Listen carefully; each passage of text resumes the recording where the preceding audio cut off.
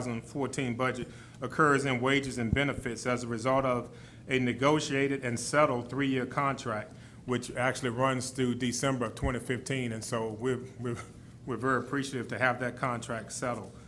Our budget, again, with utilizing this pie chart that you see, shows that 66% of our budget, or 17.1 million, is actually salary or wages.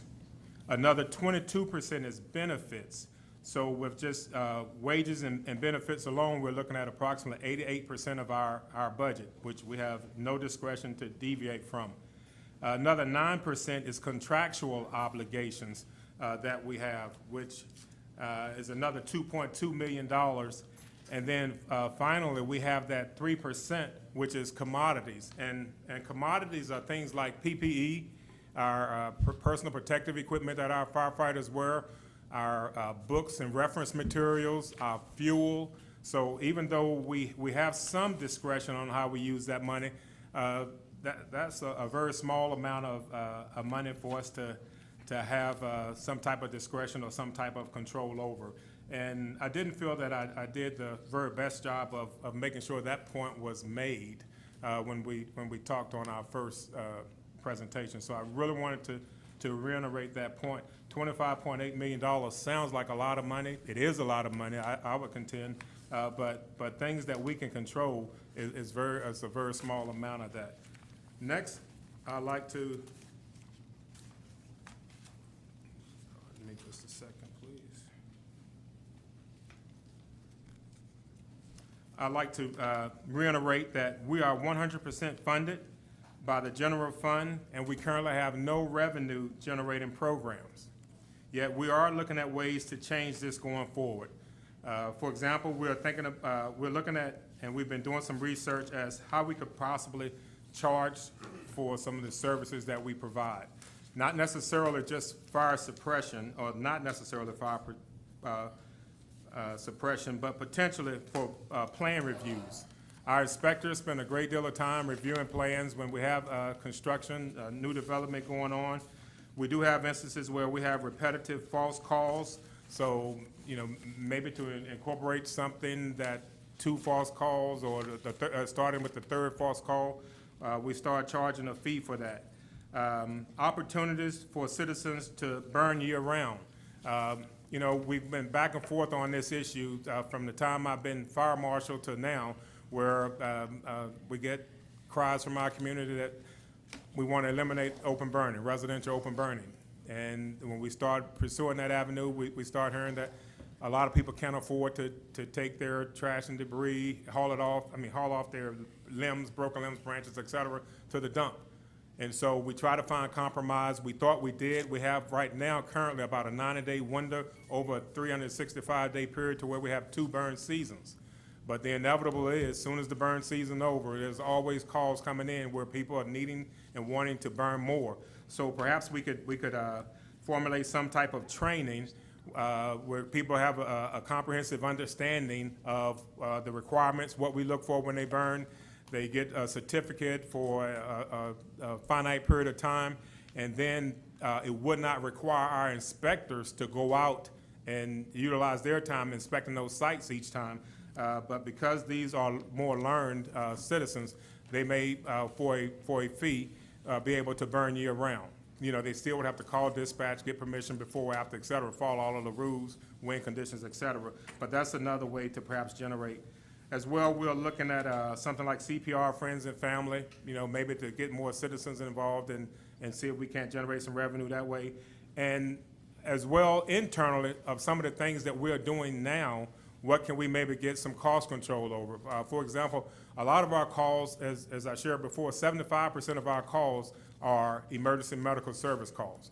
While we're looking to advance toward ALS, or advanced life support, and try to allow our firefighters and our paramedics to practice to the scope of their training, we think that maybe something like emergency medical dispatching, where we have some type of prioritization of our calls, the medical calls that come in. For example, to try to just make sure everybody has understanding, maybe we run more of those life-threatening emergencies, then some of the lift assist or some of the headaches, or we run first responder calls at hospitals and minor med aids. If the call comes in, we respond to it. But maybe we can do some analysis and see if there's a way we can prioritize calls and not have to run as many calls as what we are currently running. So again, just really take a more comprehensive look at how to generate revenue or reduce our overall costs. And that's primarily the things that I wanted to recap. Any questions about any of that information so far? What I'd like to do is I'd like for you to finish your presentation. I'm going to have everybody finish their presentation before I take questions. Okay. From any Excellent. before I take questions from any council members, just to kind of speed up the process, if you don't mind. Okay, not a problem. Thank you very much. So to address the enhancements that we have, the first enhancement that I really want to bring back to your attention is one that we asked for in 2013, and for our 2013 proposed budget, and now we're asking for it again going into 2014, and that is for an emergency medical service officer. Again, with 75% of our calls being EMS calls, we really need, that need has dictated a need for us to have someone to have a more primary focus on training our personnel and helping our personnel, again, to go to the next level, which is ALS for us, or Advanced Life Support for us, and assist in providing that training for the people. Currently, we have about between 15 and 20 paramedics on our department. Not all of them are practicing.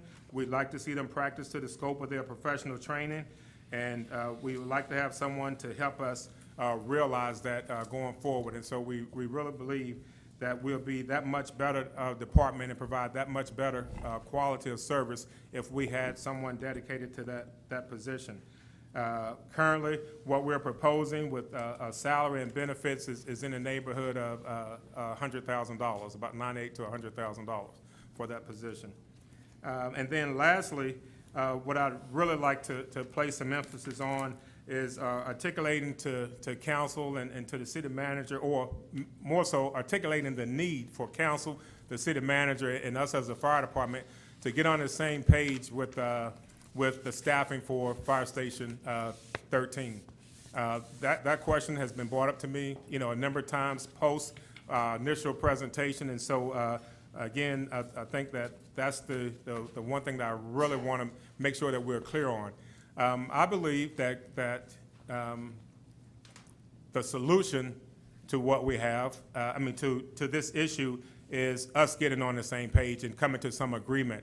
I don't think that necessarily in 2014, with all things being considered, we have to have the staffing in place for Station 13 in terms of budgeting the dollars for fiscal year 2014. For example, we don't, because I don't believe at this time, and I don't think anyone else believes, that we will actually realize the Station 13 being built and ready to be occupied until the late summer of 2014, possibly even early fall. But before we do that, we need to make sure we understand that it's going to need to be staffed. Absolutely, Chief, and before you go on, I've already talked to the city manager about that, so he's to get back with me, but I'm glad you brought that up. Okay, and because that is important. We don't want an empty building out there. Absolutely, and I appreciate that. To staff the Station 13 with an engine company and a truck company, which is what we believe at a minimum we need to have out there, for half a year, it's a little less than a half a mil, or roughly $475,000 for each company. And that's just for the personnel. We're not talking apparatus. And then for a 4-year, obviously, it's twice that amount, or a little less than a mil. Again, realizing we're trying to address a 5.65 mil issue right now, what is a viable solution? And we contend that, as I think I had the discussion with one of our council members during our budget presentation last year, that there's a possibility that we could stretch existing resources to staff it for half of 14. But I think coming into 2015 is where we're going to really find the challenge, and understanding that we're gonna need support, whether it's in the form of getting approval to apply for safer grants or some understanding or commitment that we realize we're gonna need to do that. I don't believe we can realize an engine company and a truck company just short of $1 million cost during 2015 from out of our existing budget or funds. So, we need some type of commitment because as many of the council already know, that going into 15, we already have the CIP, it's in our CIP to realize Station 14 out in the south part of Topeka where we have in excess of 8, maybe even 9-minute response times.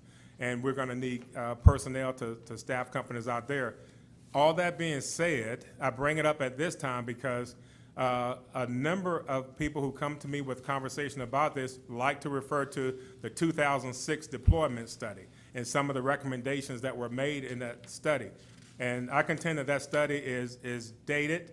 It was based on a number of variables, for example, that don't exist today. For example, it was based on us having 3 to 4 companies responding to incidents, whereas today we have 5 companies that respond to an incident. The reason we have 5 companies to respond is because as a way of saving or cutting costs, we did not hire the additional people that the NFPA, National Fire Protection Association standard recommends, the 15 to 17 people to be on scene of a fire and incident at the initial response. We don't have that with 3 people on per company. We don't have that if we only respond in 4 companies. We have 12 people that will respond. In order to get to 15 to 17 and get that other person, rather than hire another person, for the last few years, we've responded an additional company. Thus, we will have 5 companies responding to get that number of personnel to help us comply with that standard. So we think that that's one variable that makes that study dated. A second variable is that study was based on, it made the recommendation to shut down Station 3, relocate Engine Company 3 to the 6 and Farallon area, and locate the truck company east out in toward the Oakland area. And it was based on anticipated growth along the Oakland Expressway corridor and Rockfire. A couple of things, 2 variables that didn't ever really materialize. So now we contend that, we have the downtown development, which is going on. And if you look at page 2 in the handout that I gave you, you'll see that is intended to reflect where our current engine companies are located. And with 12 stations, we have an engine company located at each station. If you look at it in the area of where you see the 1, the 6, the 3, and the 4, okay, that reflects where a fire station is, and it appears to be a cluster or what some would contend is an overlap, and that is by design. That is based on the density of population during the work week that we have in the downtown area. As we know, with the commitment of our community to some downtown redevelopment, not necessarily in 2014, but in 2015, not only during the work week can we anticipate that density, but hopefully in the evenings and on the weekends as well. But just like the other deployment did, perhaps some of that may not materialize. We're cognizant of that. If you turn to page 3, where it shows truck companies, I think this is a much more important document. And so we do not have 12 truck companies at each one of our departments. We only have 6. And if you look where the 3 is, that is where truck 3 is currently located. If we move truck 3, I contend if we move it to the west where Station 13 is to be built, or if we move it further east, that was what was recommended in the deployment study, we create a huge void in that area, one that we cannot afford to have, okay? Page 4, if you would indulge me, please. Well, I'll tell you what, let's go to page 5, because page 5 is a little less cumbersome, and page 5, 2013 and 2012 is actually the top of what's on page 4. Page 4 is just if you wanted to get into more detail. But page 5, it shows Our response calls from engine 3, if you look at the fourth column over, engine 3, it shows in 2012, we ran 1,645 calls, 675 of which were EMS calls, another 218 were fire calls, and then we had another 752 that were other calls, whether it was false calls or otherwise. In 2013, year-to-date, we see we've run 960 calls, 393 of which, a little less than 400 are EMS calls, 180 fire, 459 other. Okay, the relevance of that is, if you look at page 6, what I asked staff to do was to utilizing the grid and not even a full fire alarm response, but let's just say a company out there in that 4-minute drive or response time, could we anticipate or estimate the potential call volume based on the grids that we set up and how we set them up for other alarm responses? And in 2012, it's estimated, and again, I emphasize estimated, that we would have run 2,794 calls, and year-to-date, we would have run over 1,300, nearly 1,400 calls. And it's pretty easy to see there's a need in both places for us to have apparatus and have that immediate fire protection. So, again, I thought these were important points to make. It's my contention that the solution is another deployment study. I know that's not necessarily what we want to hear, because many will contend that we already know that we have voids and that we need companies in both locations. But that's what I would offer as an enhancement in lieu of trying to identify today how we're going to staff that station, more specifically 15 and before, in year 2015 and before. So to that, I'll yield to any questions that anybody might have for me. Are there any questions for the chief? Mr. Mayor? Thank you, Deputy Mayor. Who does the employment studies? How are those handled? It's a third-party independent company that you'd have to contract out. I think the most recent one that was done in 2006, I believe it was done by Management Partners, a group called Management Partners. But I think the fire administration at that time, which I wasn't privy to the conversation, I think they worked with the city manager, then city manager, perhaps the mayor, for consultation, and hired a company, a third-party, nonpartisan, non-biased company to. Do you have any idea the cost of such a At study? that time, it was between $70,000 and $75,000. 76.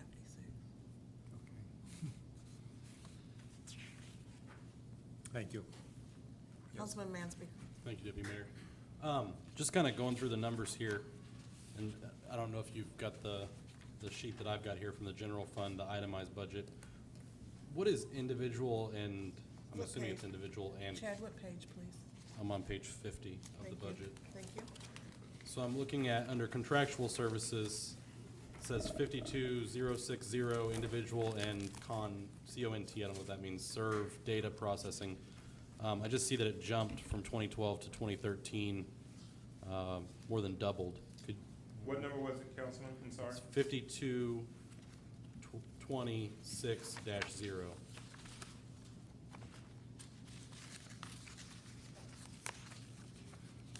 How much did it double by, Chad? It doubled.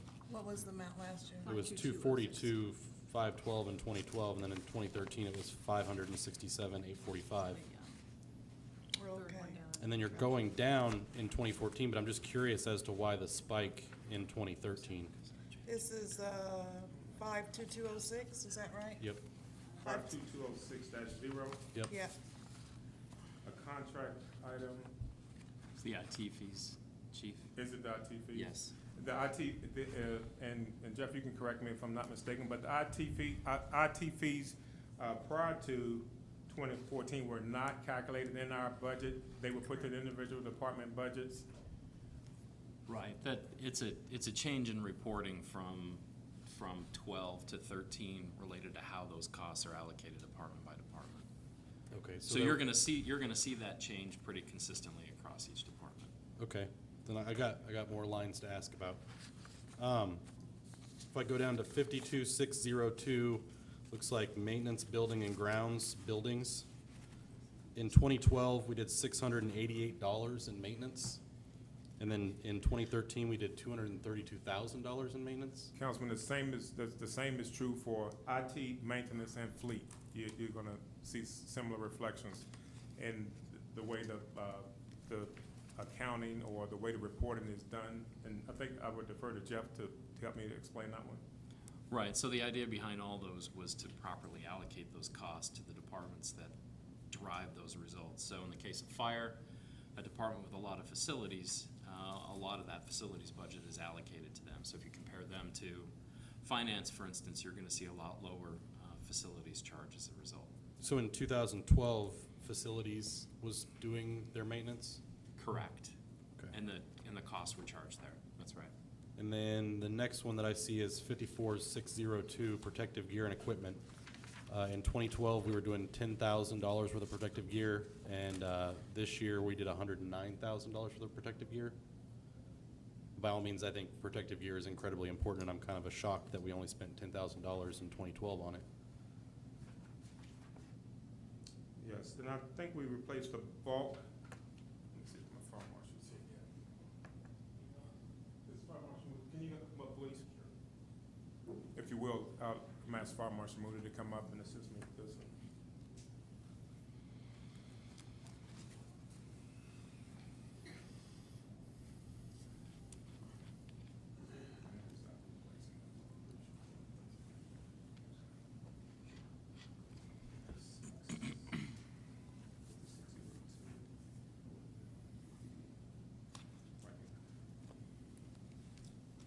Essentially, the past, at least two budget cycles, the same amount was budgeted for PBE.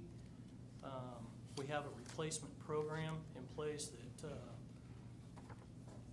trying to get my years right, we're in the third year of replacing, we replaced all the gear on all personnel, and I believe it was 3 years ago. The bunker The plan, gear. the Is plan the for bunker that? gear correct? The bunker gear? Yes. The plan then was, moving forward, that each year, we would replace 20 to 25%. So that every 5 years, each member would receive a new set of gear. The lifespan of that gear is 10 years by the NFPA standard. To have 2 sets of gear available to each person is, it's our perfect plan, essentially. It's good to have a backup set of gear. Right now, we have a stock of gear in a cage that we fit to people as closely as we can. They would essentially have 2 sets of gear assigned. One of them could be as old as, at that 5th year, that second set would be pushed out at 10 years, so every 5 years, we're rolling a new set in.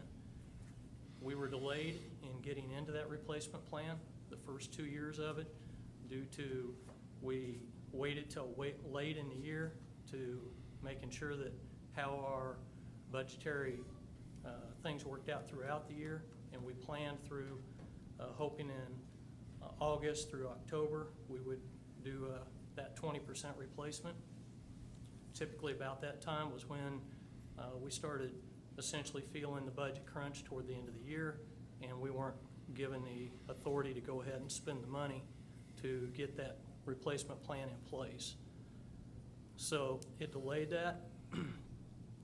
For 2012, we ask that we encumber the remaining amount of that money, about $70,000, and be allowed to use that in 2013, along with our 2013, to get caught up to the replacement program. So that is our plan. The 2012 money, that $70,000, we have spent that on gear this year, and we're kind of in the same situation right now. And over the course of the next few months would be an ideal time for us to once again hit another purchase about that amount. we also have some new people coming on board that we'll be buying gear for as well. So that includes not only the bunker gear that you see in terms of coat and pants, but we have constant replacement of boots, helmets, gloves, hoods, the smaller ticket items, as well as maintenance on the cleaning equipment that takes care of that gear, and the repairs that we have to send outside. So some of that's been incurred in that too. Mr. Manspeaker? The budget itself, that, that entire amount, we're trying to figure around 50 people to replace each year out of that 109 number. We got to have a certain amount set aside, as I said, for the smaller items as well as repairs. And then that 70,000 number is, should be replacement for around 40 to 50 sets of gear. Okay. So, and I'm not trying to make light of it, but if we look at your total operating budget of $25 million, $881,000, there's really nowhere to pull from here. Correct. There's no fluff, no frills. I mean, you guys are operating on the shoestring that you've got, basically. Correct. So, and in the green section of contractuals, those are things that we are absolutely obligated to. That is correct. I guess the thing that I would like to remind my colleagues come the night that we're passing this budget is I think last year, in the waning hours of the evening, we decided to cut, I think, 100,000, 150,000 from your commodities budget. It was. I think it's important for us to remember what those commodities include, and one of the largest expenses in that commodities is the PPE. And so if you think firefighters should be safe, don't cut that budget, because that's very important. We had to make a $350,000 purchase 3 years ago, 3 or 4 years, just to catch up because of all the times it had been cut in the past. So once it's out of its usable life, it has to be replaced. Absolutely. All right, well, thank you. Are there any other questions or concerns regarding fire? Karen? Chief, I really appreciate the detail that you go to and the effort that you go to both to educate us as well as to look at alternatives. My question is, you started out and talked about some cost control or possible revenue sources, and then you talked about some enhancements, expenses. Was your thought that those could offset one another, or? No. To answer your question, I don't believe, even with the proposed variables that we're considering for, to raise fees, to generate revenue. For example, let's look at open burning. Perhaps one of the things that we hear back and forth on most often.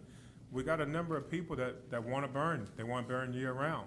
But what is a reasonable fee for those people who can't afford to haul that brush off to the dump anyway? You know, if you get 20, 25, 30, and I'm just throwing a number out, really, dollars, $50, let's say being optimistic, we get $50 from those people.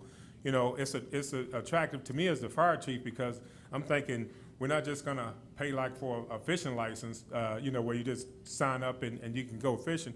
For that $50 and that opportunity to burn year round, we're gonna invite you down to the fire station, or require you to come down to the fire station and spend a Saturday morning, and you're gonna learn about how to use a fire extinguisher. You're gonna learn about the variables associated with what our inspectors do when they go out and look to inspect the site, i.e. what are the materials being burned, and more importantly, what not to burn, overhead wiring, wind conditions, when to call dispatch, et cetera, et cetera, et cetera. You know, we want to feel like we in theory, we've almost deputized these people to be able to burn. But again, you're talking about a nominal amount, a very small amount of money to do that, but we think it's worth it. And we've done a little research, and we see where in other communities, people do charge for inspection fees. You know, for a long time, the tradition in the fire department has said, you know, we're 100% funded from the general fund, let's don't charge. But we're in a different day, we're in a different era, And, you know, we think we're providing, I'm confident we're providing quality service, so it's a cost for the services that we provide, or the alternative is we're not able to provide the services. Well, and you do such a wonderful job, but there weren't price tags with this, and I know Right. there'd been some discussion before about the number of people on the inspection staff and whether you thought that quality training would reduce that to trade off for your, EMO person. I just wasn't, it was a question. I So- appreciate it, because as you know, in the first presentation, and one of the reasons why I'm back here and afforded opportunity to recap is because during the first presentation, so much of the focus was cut, you know, what do we have to cut? That was what we were pondering, so, you know, we really didn't represent our needs very well at all. So I really appreciate the opportunity to be back before you this evening. You're welcome, and across the table to you, Deputy Mayor. There's not really time to talk about structures and so on, but the thought of the plan, and I know that some of us got things in the mail about other fire departments that are in similar sized communities that operate with different numbers of personnel. I don't know how they do that. I don't know if it meets those standards, any of those things. At some time, maybe in the future, it'd be good to just learn a lot more about fire protection. What a company is and what an engine is. Well, we did have an academy class that I attended, that I learned, that I heard that is down to 1 hour, which I think is terrible. I think we need to continue that academy class to educate not only our council members, but our citizens. And then when we say we need a truck that costs $800,000, they'll understand why. They'll understand what's on that truck. They'll understand what they're actually buying. That's why that academy class is so important. And I have yet to go talk to the local 83 to tell them, you know what, if you can't do it with people on staff, then let's do volunteers. You know, that's what sells. People want to know what they're getting. Anyway, that's another That was my chapter in point. the I book. just think we do need to spend And some I, time on it. agree, education is very important, but that was how I got educated. Council, Deputy Mayor, you're absolutely right. As you know, we're fortunate to partner with our colleagues at Topeka Police. I don't to look for host our partnering. I academy. look for you I know guys- it. But as we face issues similar to what we're facing now, how do you do things more efficiently, et cetera, you know, we're tickled deaf that we haven't totally lost the opportunity to have the academy. But just on July 1, when I was here for a budget presentation, I think you guys know that it was myself, because we had 50% or two and a half of our executive staff on leave. And we're, you know, that's a whole nother. That's a whole nother story, you're right. Whole nother story, so. Thank you, Greg, you're Yeah. right. Thank you. Are there any other questions or concerns? Any other questions or concerns? If not, we'll have City Manager, the next person up. Deputy Mayor, Chief Miller.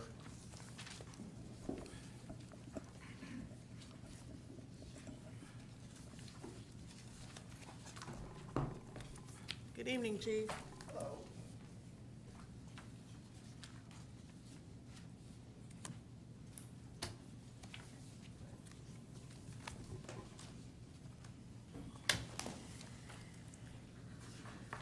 I know that there were some questions that were asked by some council members, Thank you, and Jenny. rather than recap the last presentation, you know the size of the budget, the number of personnel. One of the things that has transpired from that meeting to this meeting is that we, at the direction of the previous council, have moved toward full staffing. And effective the 20th, on this past Saturday, we hired 23 new police officers. We had funding for 25, but we kept 2 positions open in the department. One is the deputy chief's position, the second deputy chief's position, and the other is currently a corporal's position that is open. So we hired 23 people. Their first day in the academy was today. So as we speak this evening, we are paying 298 out of 300 authorized police positions on the TPD. Of those 300 people, the 23 that started today won't be any good to us for a year, because they will be in training the whole year. and 19 folks who are in the academy class will finish their field training officer phase in August, and they will be on the street riding solo. That, of course, requires that we have the requisite number of cars and all that sort of thing for them, but I think we're fine with regard to that. So we'll have 19 new officers on the streets in August and 25 new officers on the street next July. But by the time we get to next July, through normal attrition, we will lose more officers to retirement and resignation and termination or whatever.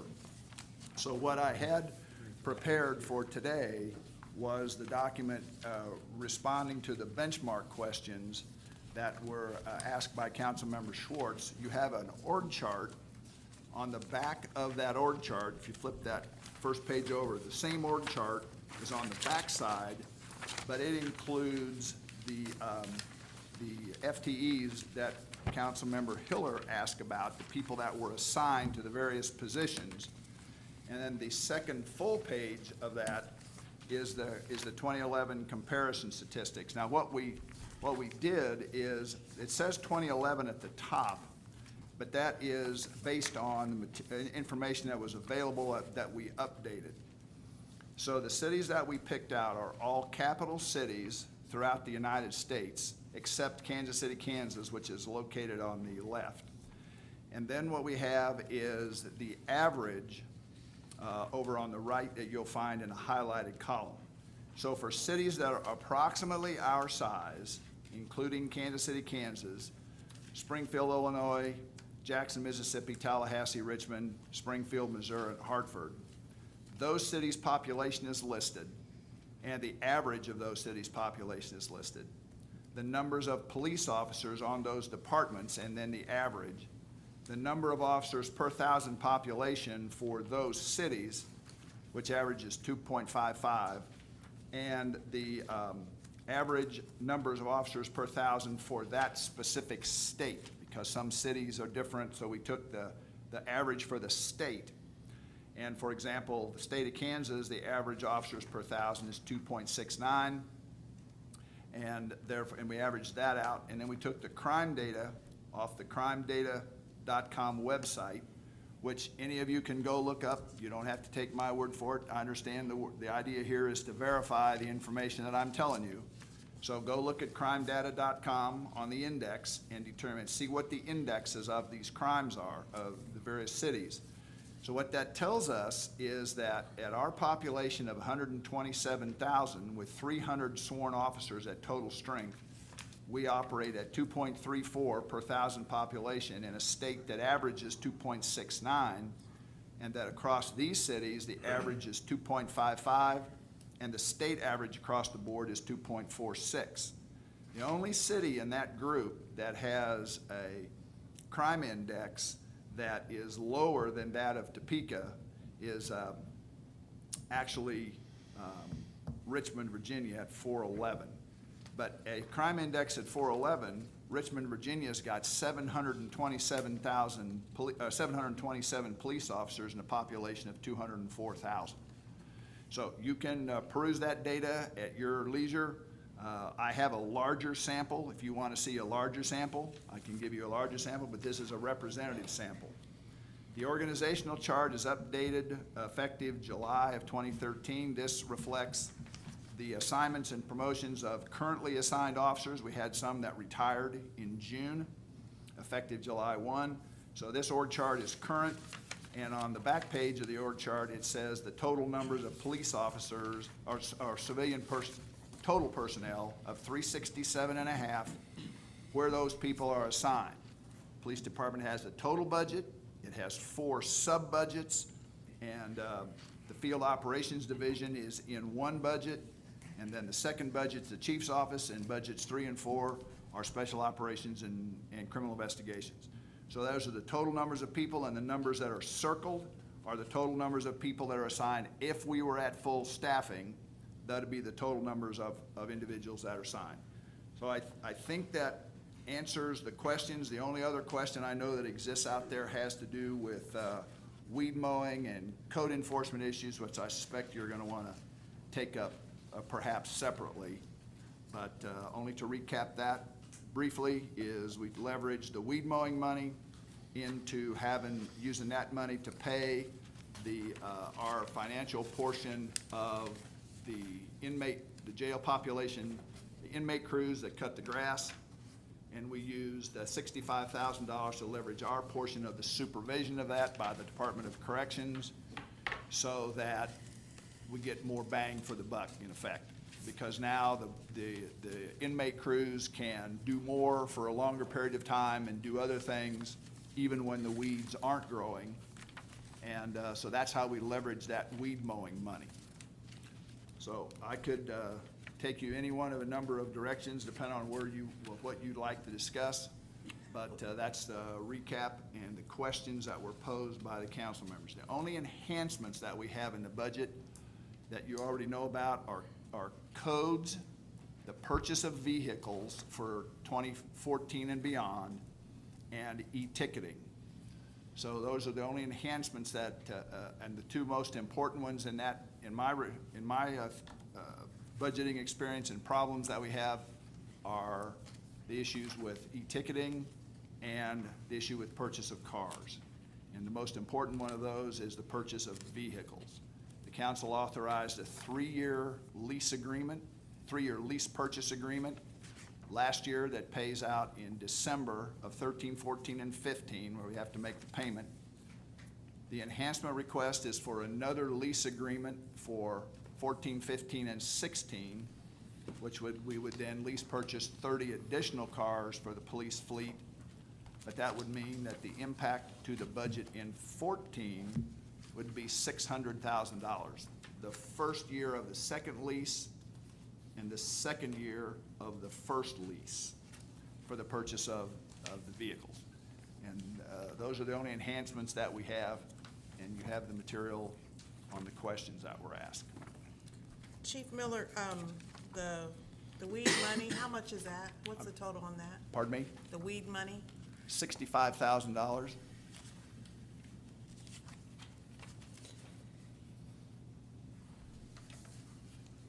And the three-year lease agreement for the cars, what, do you know? $300,000 per lease per year. It's 300, for the first lease, it's a little less than that, it's about 296,000, but it's about $300,000 payable in December of 13, 14, and 15 to the financial company. And then if there were a second lease, we would set it up to pay in arrears in December of 14, 15, and 16. And then, I had a question in my mind, I forgot. What about code? Did you mention something about code? Just that the initiative that was brought up by the council was, were there enough codes officers? Did there need to be more? How many should there be? Or what options would be available at the council's discretion? So that was only reference to codes. And how many code officers do we have, Chief? Codes, 6. I believe that's right. What's full staff? I think that's it. I think that's 6. That is full staff. We had more than that At one time. at one time. I thought this was cut like in half or even a third. Well, So that's what I'm calling full staff. Well, there was a proposal to increase it by some a few years ago. But we had more than that. I don't know. Do we have, Well, Mike? you're talking history of the city. Yes, we've had more. Have we had more? This is what you guys have had since it's been under the Right. police department, but we've had more than that. Do you know what that number is? I can't give you a straight answer. I don't- How, because I'm thinking it's 12. City manager, can you find out? Because I know that it's been, I know 6 is a low number. I guess that's where we're going from, that's what I'm Right. looking at. Right. I think we had 12 or even 18. And so. We can find that out for you and provide that answer pretty And I think easily. that's what the constituents are looking at when they say we need more code officers. Because we had more code officers than 6. That may very well be true, but that's Since the they've been number- up under you guys. Right, that's the number since it's been Okay, under PD. all right. I know we've had more than 6. So, any other questions for the chief? Excuse me, Councilwoman Schwartz. Councilwoman Elaine. Thank you, Deputy Mayor. Chief Miller, I want to commend you on getting this information. This is, you know, as I am a new person on this body, and I really have a lot of questions about how we are doing compared to other cities and that type of thing. So I know it took some effort to get this information, and I really do appreciate, you know, looking at the comparisons. We did have something given to us, the police position classification salary comparability study. And maybe the only thing that might be missing on this line that's blank is salaries, or the average salary per person in the police departments that you're looking at in the other cities. Yes, I do understand that, but that's a lot harder to pull from the police departments who protect their budgets in other cities. They'll tell you how many people work for them. You may be able to find via public record how much their budget is, but the average per capita or the average cost per employee across the whole police department is not nearly as easy to get as one might think. So you can't just take the budget, divide it by the number of employees and figure, You- or the budget per You salary could, and benefits. But okay. then you've got the range of everybody from whatever the chief makes or the sheriff makes, Right. all the way down to what the part-time employees make, and so that's not a true and accurate average of all those numbers. Okay. And civilian employees are traditionally paid less than sworn officers or deputies, and so that, again, it skews the average of the employees. It's easy to take the total budget divided by the total number of people, come up with an average, but you'll have more than 50% of the mean of the department saying, I don't make that money, which is true. Right, okay. And then I have a follow-up question about the e-ticketing. Can you tell me how that works, and if the ticket goes straight to the clerk? The ticket, basically ticketing is this. There is a device in the police car or a handheld device that the police officer carries. The law enforcement officer carries, many sheriff's offices use them as well. On the back of your driver's license is a magnetic strip, the mag strip. The mag strip is swiped through a card reader, just like credit cards at any one of 100 stores you might go to. Swipes the card, it populates the device and tells you all the information on the driver. So you don't have to write that on the ticket or enter that by hand. Then you select in the software, the computer software, you select in a Windows-based operating system or something similar, you select a violation, speeding. How many miles over the speed limit was it? What city ordinance is that? You click the drop-down box. The drop-down box comes up on the screen. You click on 15 over. Click that speeding, 15 over, violation of Topeka Municipal Code, whatever it is, it populates the ticket. And all of that information populates the ticket. There's a place there where you can put notes in if they're necessary. And then once it's all done and completed, the printer in the car spits out the ticket, which comes out on thermal paper, but it's the kind that you can't really alter or amend. It's a pretty decent quality thermal paper, and out comes the ticket on a roller, comes off a roller, and it's handed to the citizen, and the ticket is returned, and the ticket is processed in a fraction of the time that it takes to write that ticket. If you have a handheld device, it's a handheld. It's not, I wouldn't say it's the size of a cell phone. It's much bigger than that, but it's a device, handheld device. Swipe the ticket, hit it with a stylus, populate the fields, rolls out the ticket, it's handed to the citizen, and they're on their way. So the time to process the ticket is much less. Then once that occurs, when the handheld device is brought back into the station, or when at the end of the shift, the tickets, the electronic version of all that's been captured, populates the record management system, populates the full court system, the court's processing, and it reduces data entry. Because now if that ticket is handwritten, it has to be re-entered by the record management folks. The tickets go to the municipal court, which causes there's a delay in getting it over there. Then the court's got to enter those same tickets, re-enter those same tickets, because it's all a manual system. This populates our record management system, the court's ticketing system, and all of its readable, legible, computerized data, viewable on printouts, tickets on the court docket, all of that. The citizens' copies are legible and readable, and so it speeds processing and cuts time in the field to actually issue the citation. And did we go after any federal funding to get this up and going? I mean, was it available, or? Well, it depends.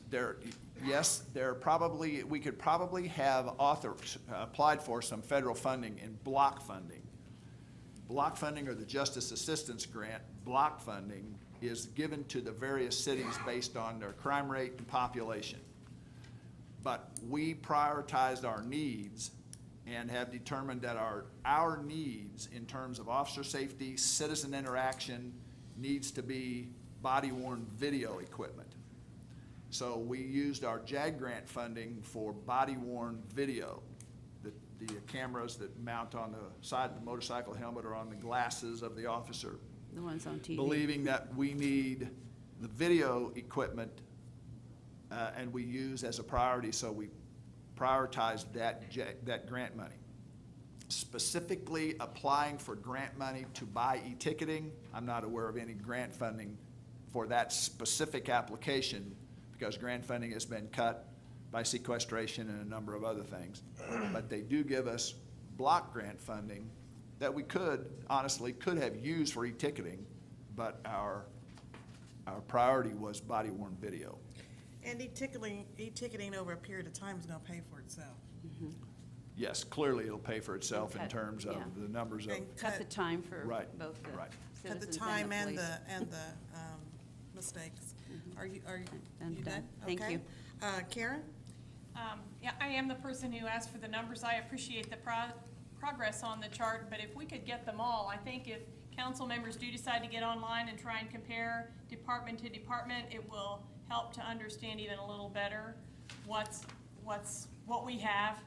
A couple of specific things I wanted to check. How many school resource officers do we have? 10, 10, thank you.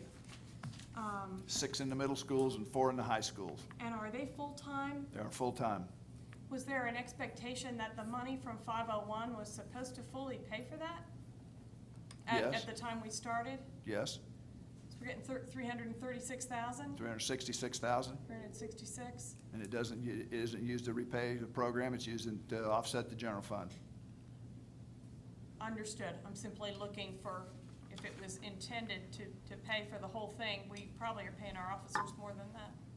Well, it was never intended to pay for the entire thing. Okay, It was intended to pay for the high school SROs and an administration fee for the remainder of the program. So it's a collaboration between the school district and the police department. So they pay us an administration fee, and then they pay us an amount of money partly toward the payment of the officers in the high schools. It doesn't cover every percent of it. It's a collaboration. that's partly where that came from, because I was trying to remember, it seemed like when we took it over from them, there were only officers in the high schools. No, Is there that were only officers in the middle schools. In the, In the first, at the beginning, the Okay. program was middle schools only, and we paid for the program. Then, when Dr. Kevin Singer was here, he and I developed a collaboration where we wanted to expand the program.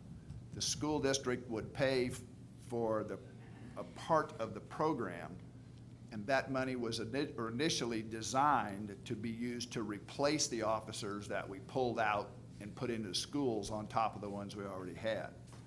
So it was never designed to pay for the entire program, and the funding was originally designed by Dr. Singer and myself to offset the expense of sending officers to the school so we could backfill them on the streets. and has there been any discussion since about adjusting that number as the program has grown?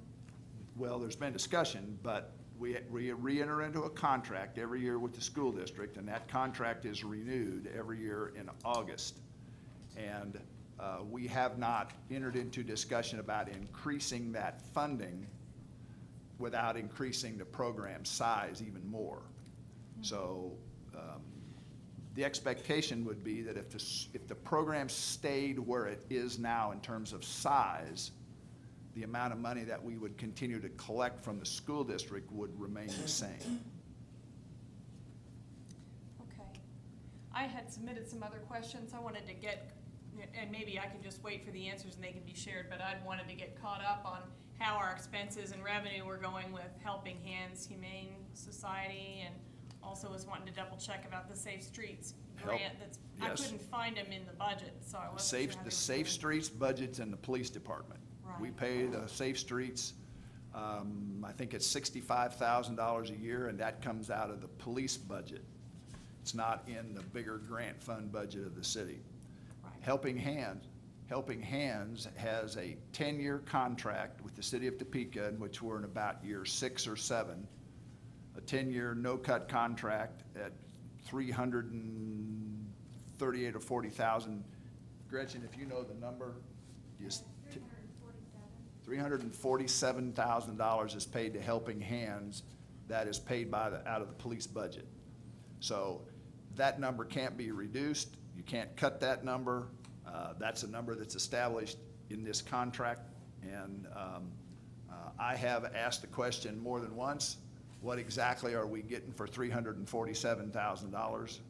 But the reality is, Helping Hands takes care of all of the animals. They take care of all the hold animals. You're very familiar with all the money that gets spent to Helping Hands by the city, pays Helping Hands to handle the animal control issue, aside from the pickup of the animals that the police department does.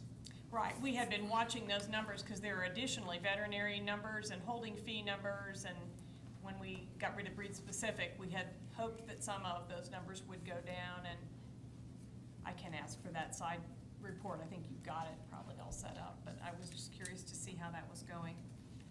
Thank you. Any other questions or concerns? Chad? What, there's a big spike in overtime from 2012 to 2013. What was the cause of that? Well, the simple answer to that is 44 officers below authorized strength saves a lot of money in salary, costs a lot of money in overtime for everybody else to pick up what those guys aren't doing because they're not here. So that's the reason for the spike. Part of the overtime budget from 12 to 13, the budget was corrected in 13. You'll see a $5 million increase in the police department's budget from 2012 to 2013. And the reason for that is because there were a number of things that were not budgeted properly in 2012 that were corrected in the 2013 budget process. And that caused a $5 million hit to the budget. The budget projection for 13 to 14 is only about $1.5 million or something along that line, because we corrected those things in 2013. They under-budgeted KP&F, under-budgeted overtime, under-budgeted callback time, under-budgeted workers' comp insurance, under-budgeted a number of things that the council rectified a year ago in the budget process that now only hits the budget at $1.5 million for the increase into 2014. So could it be safe to say having vacancies costs us more money? It would be safe to say that it costs us more money in some respects, but it saves us money in other respects. But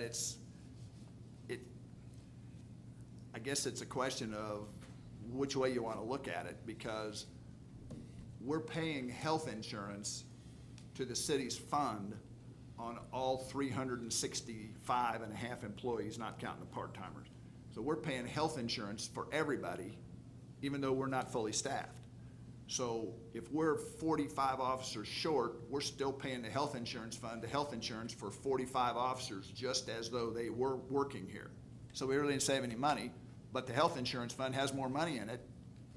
So it saves money, yes, no, it costs money, it saves money. It's a shell game. I can say that, you don't have to. My other question would be, so the electronic ticketing, a real simple summation, it saves us time so that officers can do what they do best, and that's fight crime. Because if I'm not spending all this time writing tickets and inputting data and doing my paperwork and everything else, because it's one-stop shop, it's a cost saver. That's right. processes it faster, gets the officers back on the street quicker, gets the contact with the citizen over with quicker. Nobody likes getting a ticket, but let's get it done quick and get on with it. In the system that you guys looked at, does it expand beyond just ticket writing? I mean, could we include accident reports or crime scene reports, or? Yes. Is there an all-encompassing system that would streamline everything? Yes. You know, the only thing it costs to implement all that is money. Yeah. And there are a number of issues. The whole thing, very briefly, the whole thing is electronic report writing, field reporting, integrating computers in the cars to the record management system, to the e-ticketing system, integrating all that together. And we use the counties. You heard Mark Biswell the other day talk about some of the things between IT and the city and the county. We use the county's record management system, New World Systems, but we pay a maintenance fee every year of several $100,000 on the maintenance fee of that. There's field reporting that's capability. We can do the reports in the cars. There are 2 different systems out there that we're looking at to do that. They both would integrate with e-ticketing. Auto accident reports can be written in the computer and populate the record management system straight in. All of those things, we're moving that direction. Some counties and cities in Kansas are already using one system. Some counties and cities in Kansas are already using the other system. So there's 2 different ones. One's the New World system, and one's called the Kansas Law Enforcement Reporting Systems, KLER. There's CLEAR and New World. They're 2 different systems. That's the debate we're having right now, is which way should we go to do that? How much work do we do in the county? Do we have- cover if something happens in the county? The county officers have jurisdictional authority in the city because the county deputy sheriffs have countywide authority. The city police officers only have authority inside the corporate city limits of Topeka. If the county asks us to go assist them, we will go in a heartbeat. But if anybody else asks us to go assist them, we'll go assist them too. But the request has to come from that jurisdiction asking for help, in which case we can go. So the county can come in the city without us asking, but the city can't go into the county without them asking, because they have a broader jurisdictional authority than we do. But it's fair to say that we send officers to support them. in Anytime that they effort. call, we go support them, yes. Okay. So I'm gonna take issue with your numbers between Topeka and Kansas City, Kansas, because the county population of Kansas City, Kansas is 158,000 people. The county population of Topeka, Kansas is 178,000 people. That's correct. Kansas City, Kansas also has not just a police department, but a sheriff's office. Am I correct? Well, the population of Kansas City, Kansas is about 150,000 of Kansas City, Kansas. If you add in Bonner Springs and Edwardsville in the unincorporated part of the county, in Morris Township, then that number goes up a little bit. But Topeka, but it has 125 square miles. The city of Kansas, just Wyandotte County is roughly about 130, 140 square miles. Shawnee County is 600-plus square miles. It's much bigger. And if we add in the population of the whole county, we get up to 175,000 or so pretty quick. But if we add the whole county of Wyandotte, we're not really much above 160,000 or so. So they're comparable, but they're a little different. Yeah. We only added them in this chart because they were a comparison size city in Kansas about our same size. We didn't add Wichita, they're much bigger. But I would say that if you look at the jurisdiction of the sheriff's office and the police department, their overlap is entirely. Because the Yes. unified government covers the entire county, so therefore their police department covers, with the exception of, I think, Edwardsville and Right. Bonner Springs. Kansas City, Kansas, Edwardsville, and Bonner Springs all have their own police departments.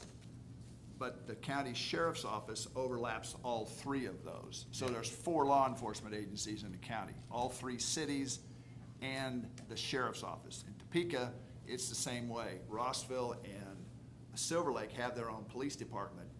Auburn has their own police department, and Topeka has its own police department, but all of those cities are overlapped by the county, but we will all go help each other should that situation arise. Well, I mean, my point is that I think we're doing a great job with what we've got comparatively. Because we've got a pretty sizable population in comparison to them. Yes, and we haven't asked in the budget for any additional personnel. I haven't asked for any additional personnel for years. All I've asked for is to have the authorization to actually keep on the payroll the ones that are already authorized. Not asking for any more, but we've always kept the police department short to save money. And I have one last question, and this may not be yours, but where is what we pay to incarcerate people in the budget? Is that within your budget? No, it's a different budget. It's a specific general fund line item, and it's, without looking, right around $1 million a year. $1 million a year. Okay, so this question would be yours. What do we incarcerate those people for? We arrest them, we can arrest for misdemeanors. We don't generally put people in jail on traffic violations unless it's a DUI or a traffic offense. But we arrest for misdemeanors, and if they're not able to sign the ticket or a recognizance bond or whatever, they go to jail. And then we arrest for violations of state law, felonies. And there are some arrests that are made for federal violations that are held in our Department of Corrections. But what we arrest for are misdemeanors and felonies, violations of Topeka statute, Topeka Municipal Code, and Kansas State statute. And just while I'm on the topic, I'd be interested in seeing what we incarcerate people for, what laws they've broken, and what we're spending $1 million a year to keep them in jail for. And just because, I mean, I'm just curious. And I looked, it's budgeted for exactly $1 million, in fact. Yeah, Okay, we'll the follow up. felonies are homicide, all the Part 1 crimes, murder, rape, robbery, aggravated assault, aggravated battery, burglary, larceny, theft, auto theft.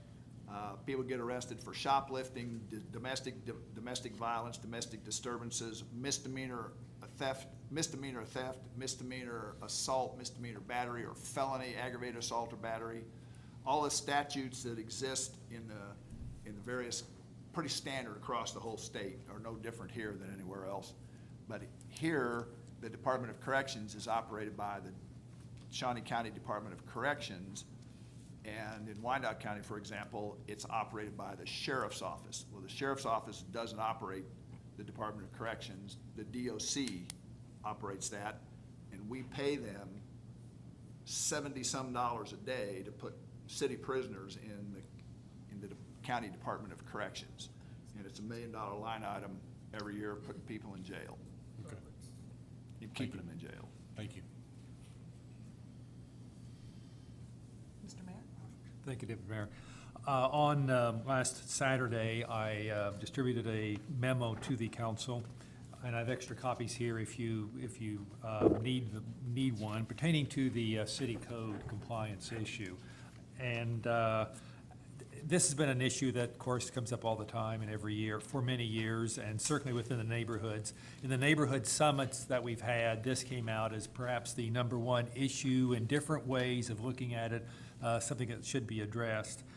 And certainly the possibility of additional code enforcement officers is one possibility of helping to solve the problem. But from the experience, and actually from the neighborhood, sometimes it's, there are perhaps other issues that need to be looked at, such as our notification procedure. Sometimes from the time we have a situation that needs to be addressed until it is finally solved is a great deal of time.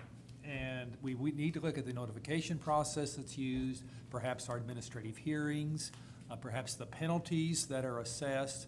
So in that vein, I've asked that the city manager look into all of that process that we have, because I think as we look at the possibility of increased code enforcement people, there are other things that need to be addressed at the same time. And I like to put a time limit on, so I said by November 1, if we could have a report back of some type. So I just wanted to, didn't get a chance to say this on Saturday, but just to make the council members aware that I think this is an important process, and it's certainly something that we need to look at. The neighborhoods are asking us, as well as the whole court enforcement issue. Thank you. I would add that one quick point, and that is, note was handed to me that the maximum number of codes officers we've ever had is 10. Ken? And the other point is, part of the problem and frustration with the codes issue is the process itself. And people are frustrated by how long it takes, it doesn't seem like anything's happening, and then something will happen, and then you turn around and the same problem exists again, which because it started the whole process of notification all over again. It's on private property, the police or government is restricted, severely restricted in some cases, from taking action on private property because it is private property. You gotta hold the government in abeyance sometimes, so the processes are what are set up, but that's as much the frustration is the process as it is the number of people or the amount of money we spend. Councilman Nathan? With the new e-ticketing system, or if we get the new e-ticketing system, do the code enforcement officers, are they going to have an e-ticketing system also when they go into the office? That's certainly an option. We would have to figure out how we would do that. Many times those code compliance issues get written up and get mailed to the individual or sent out as opposed to a traffic citation that's issued in the field at the time. But that would be something we would be more than willing to explore, would be the usefulness of not only e-ticketing, but computerized reports and all that sort of thing. Okay, thank you. Any other questions or concerns for the chief? Chief, we thank you for recapping. Okay. City manager. Deputy Mayor, at this time, I'd like to ask Mr. White if he could walk through the non-departmentals, and then after that presentation, we'd like to talk about where we're at in the process and how to get us home.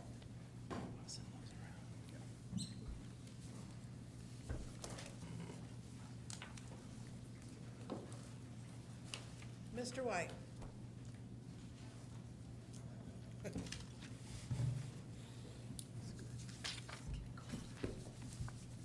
Madam Chairman, Mr. Mayor, members of the council, good evening.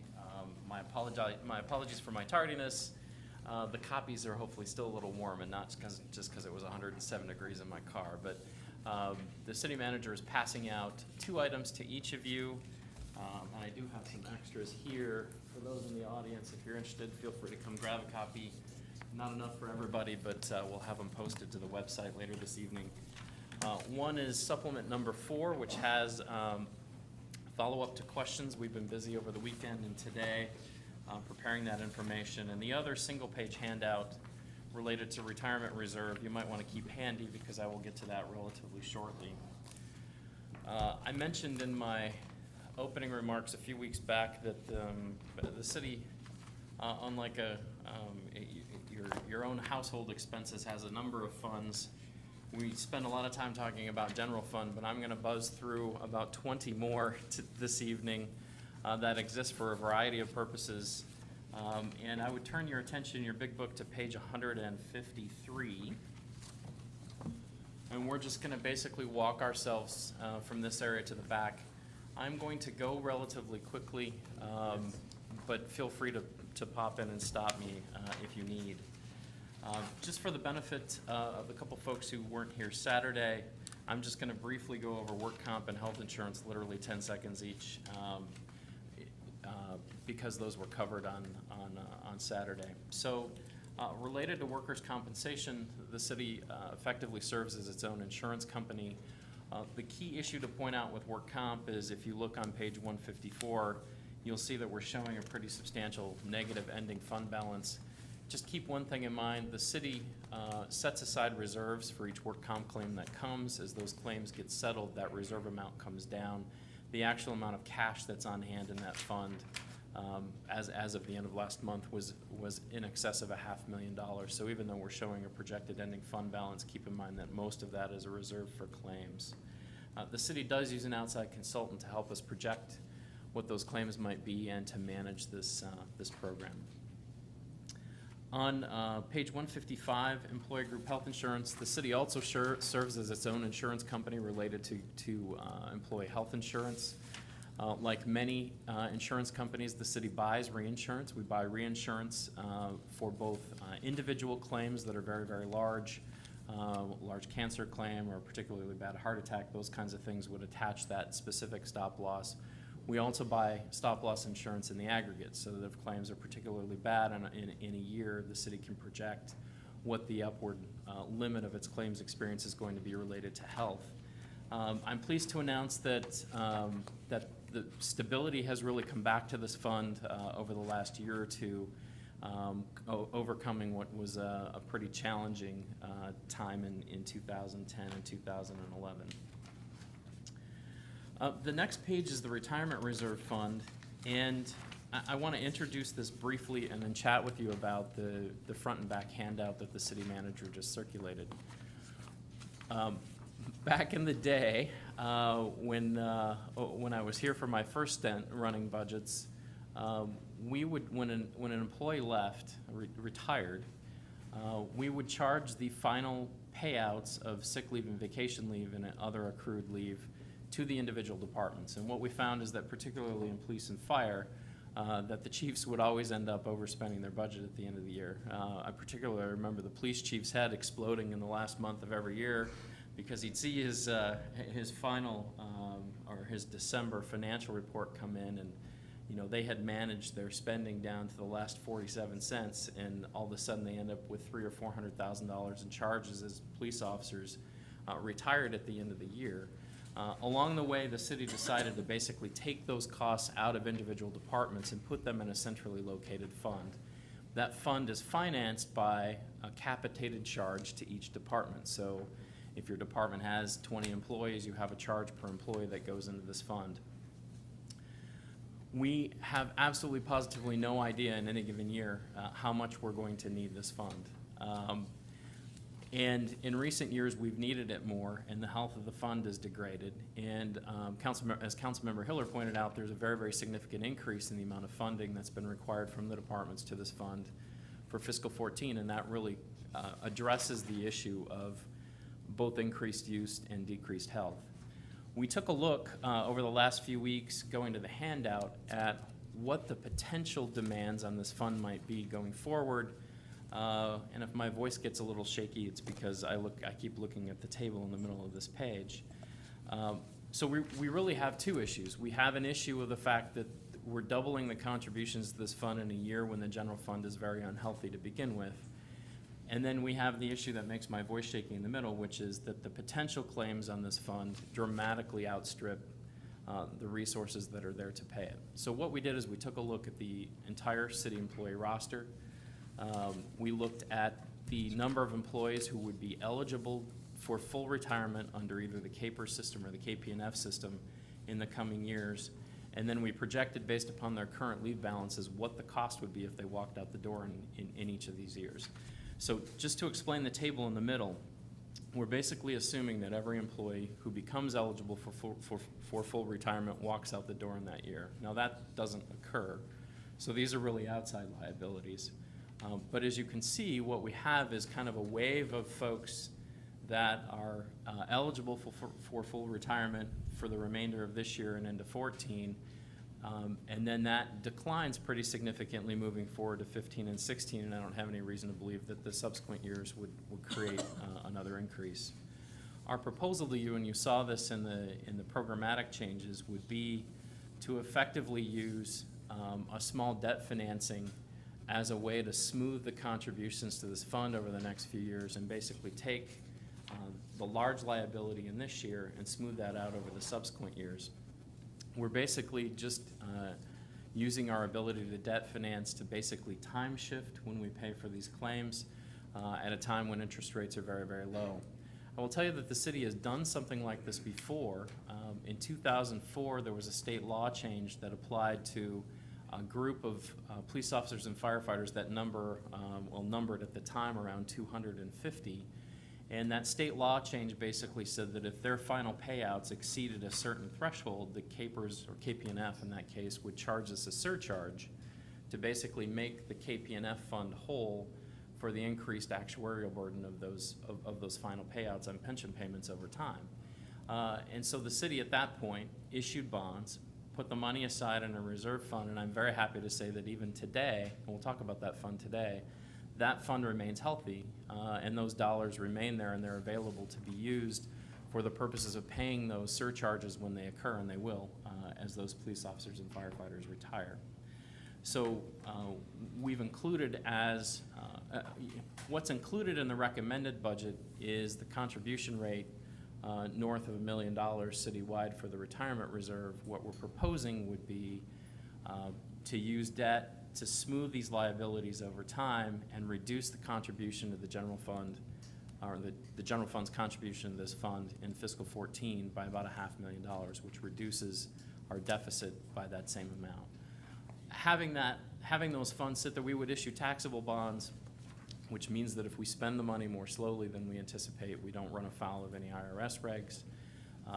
If we spend the money more quickly than we anticipate, we've at least got a cash reserve that we can use to draw upon that without having to come back and tap departments again for additional contribution rates. So you can see that proposal on the sheet in front of you.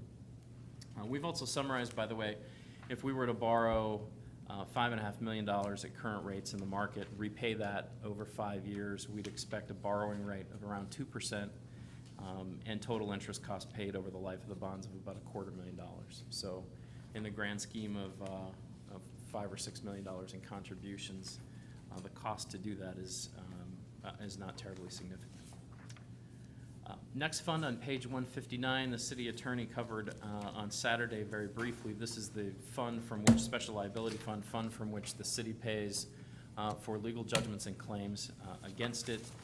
There is also some salary charged there for an attorney in Chad's office. The next page, a little foreshadowing, sorry. Could I ask just a quick question? Sure. Back to the retirement Yeah. reserve and the proposed financing, what would be the cost of borrowing for that money? The expected financing rate or the actual costs to do the transaction? Well, there are costs that we always incur to do such transactions. So the costs of executing a GO bond deal for Topeka would be somewhere between 1% and 2% of the financing, and some of that depends upon what the winning. The city typically sells its bonds competitively, which means the analog of a sealed bid, and the underwriters effectively choose their own compensation. So they choose their own compensation, but the total cost of funds is the determining factor about who the winner is. So when I give you that range between 1% and 2%, it's really because underwriting compensation typically is the largest component of that cost, and it varies based upon the sale.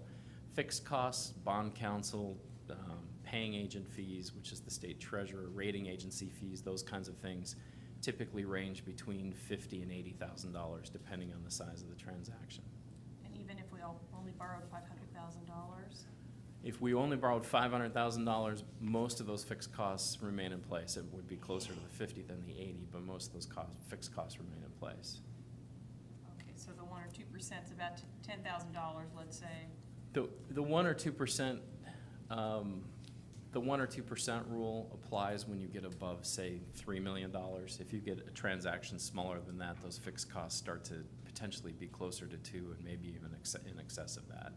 And your proposal was to only borrow $500,000? $5,500,000. Okay. And that was the example that we gave. I thought originally in those options, it was just No, $500,000. that's the amount of the savings that would derive to the general fund next year. But what we're talking about is borrowing some or all of the expected liability over the next few years and then smoothing that repayment over a longer period of time. That makes sense? I'll have to work on it a little bit, but. Okay. Thank you. In the last budget meeting that we had, a question, I forget what council member asked you, was in regards to our rating, and you had mentioned that Moody's had classified us as high but manageable. Mhm. How much more do we have to go before we meet the next threshold before we go, it's not manageable? Moody's over the last few years has really turned its attention more to the city's reserves levels than the amount of debt that it has outstanding. One big credit positive is the fact that the voters approved the dedicated sales tax for street maintenance. That takes quite a bit of pressure off of annual debt issuance, and as a result, we've really seen Moody's not talking as much about how much debt is outstanding as much as they talk about what level of general fund reserves that the city has. But I think the city has a significant amount of capacity to borrow before Moody's would become concerned that we were issuing too much debt. Can you identify significant capacity? Can I get an actual dollar amount from you? And the reason why I ask is. Sure. Is because the debt is going to be stretched over the lifetime of some of the matured council members, but it'll also extend into that of my niece, you know? Yeah, absolutely. How long will that cloud essentially hang over, you know, a few generations going forward?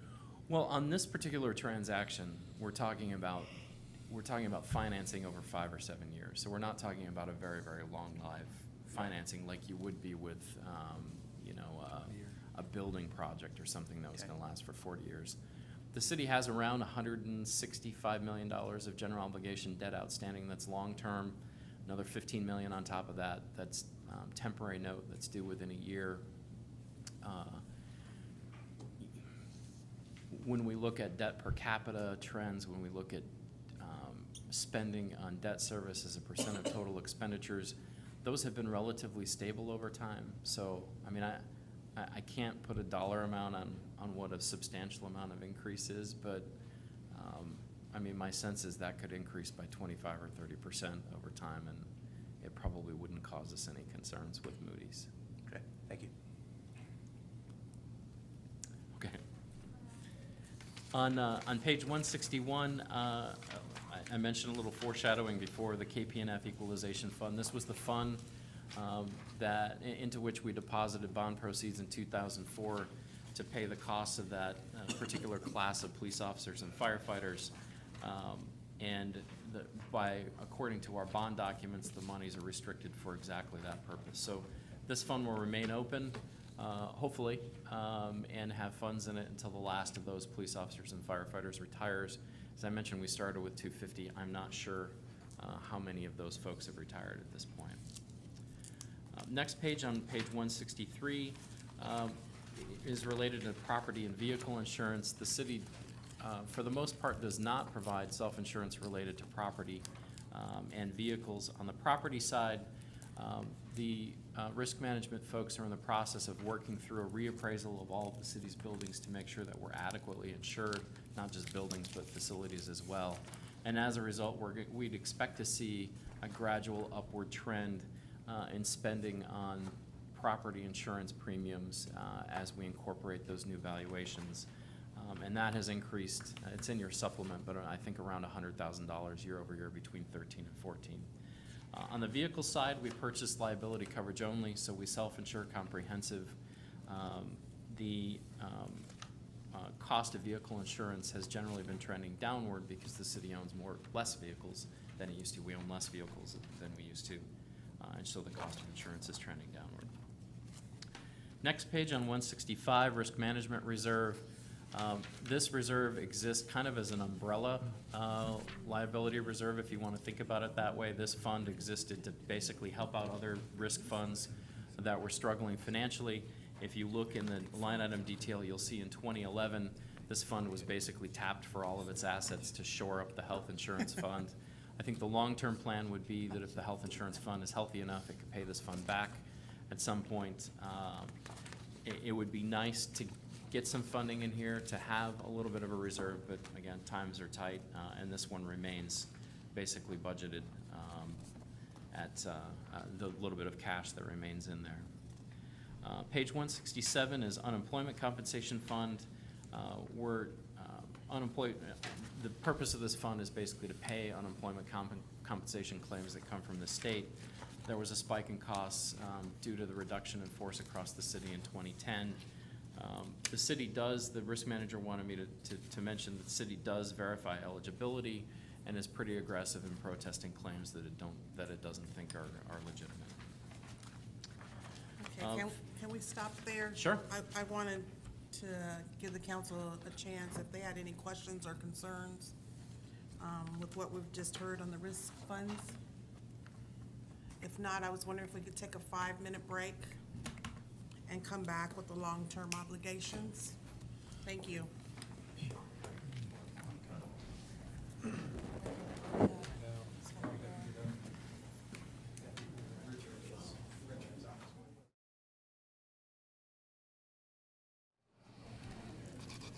Jeff, if you can start again and start us off on the long-term obligation, is that the way you want to go? Yes, City ma'am. Manager? Madam Chairman, page 169 is Thank debt you. service fund.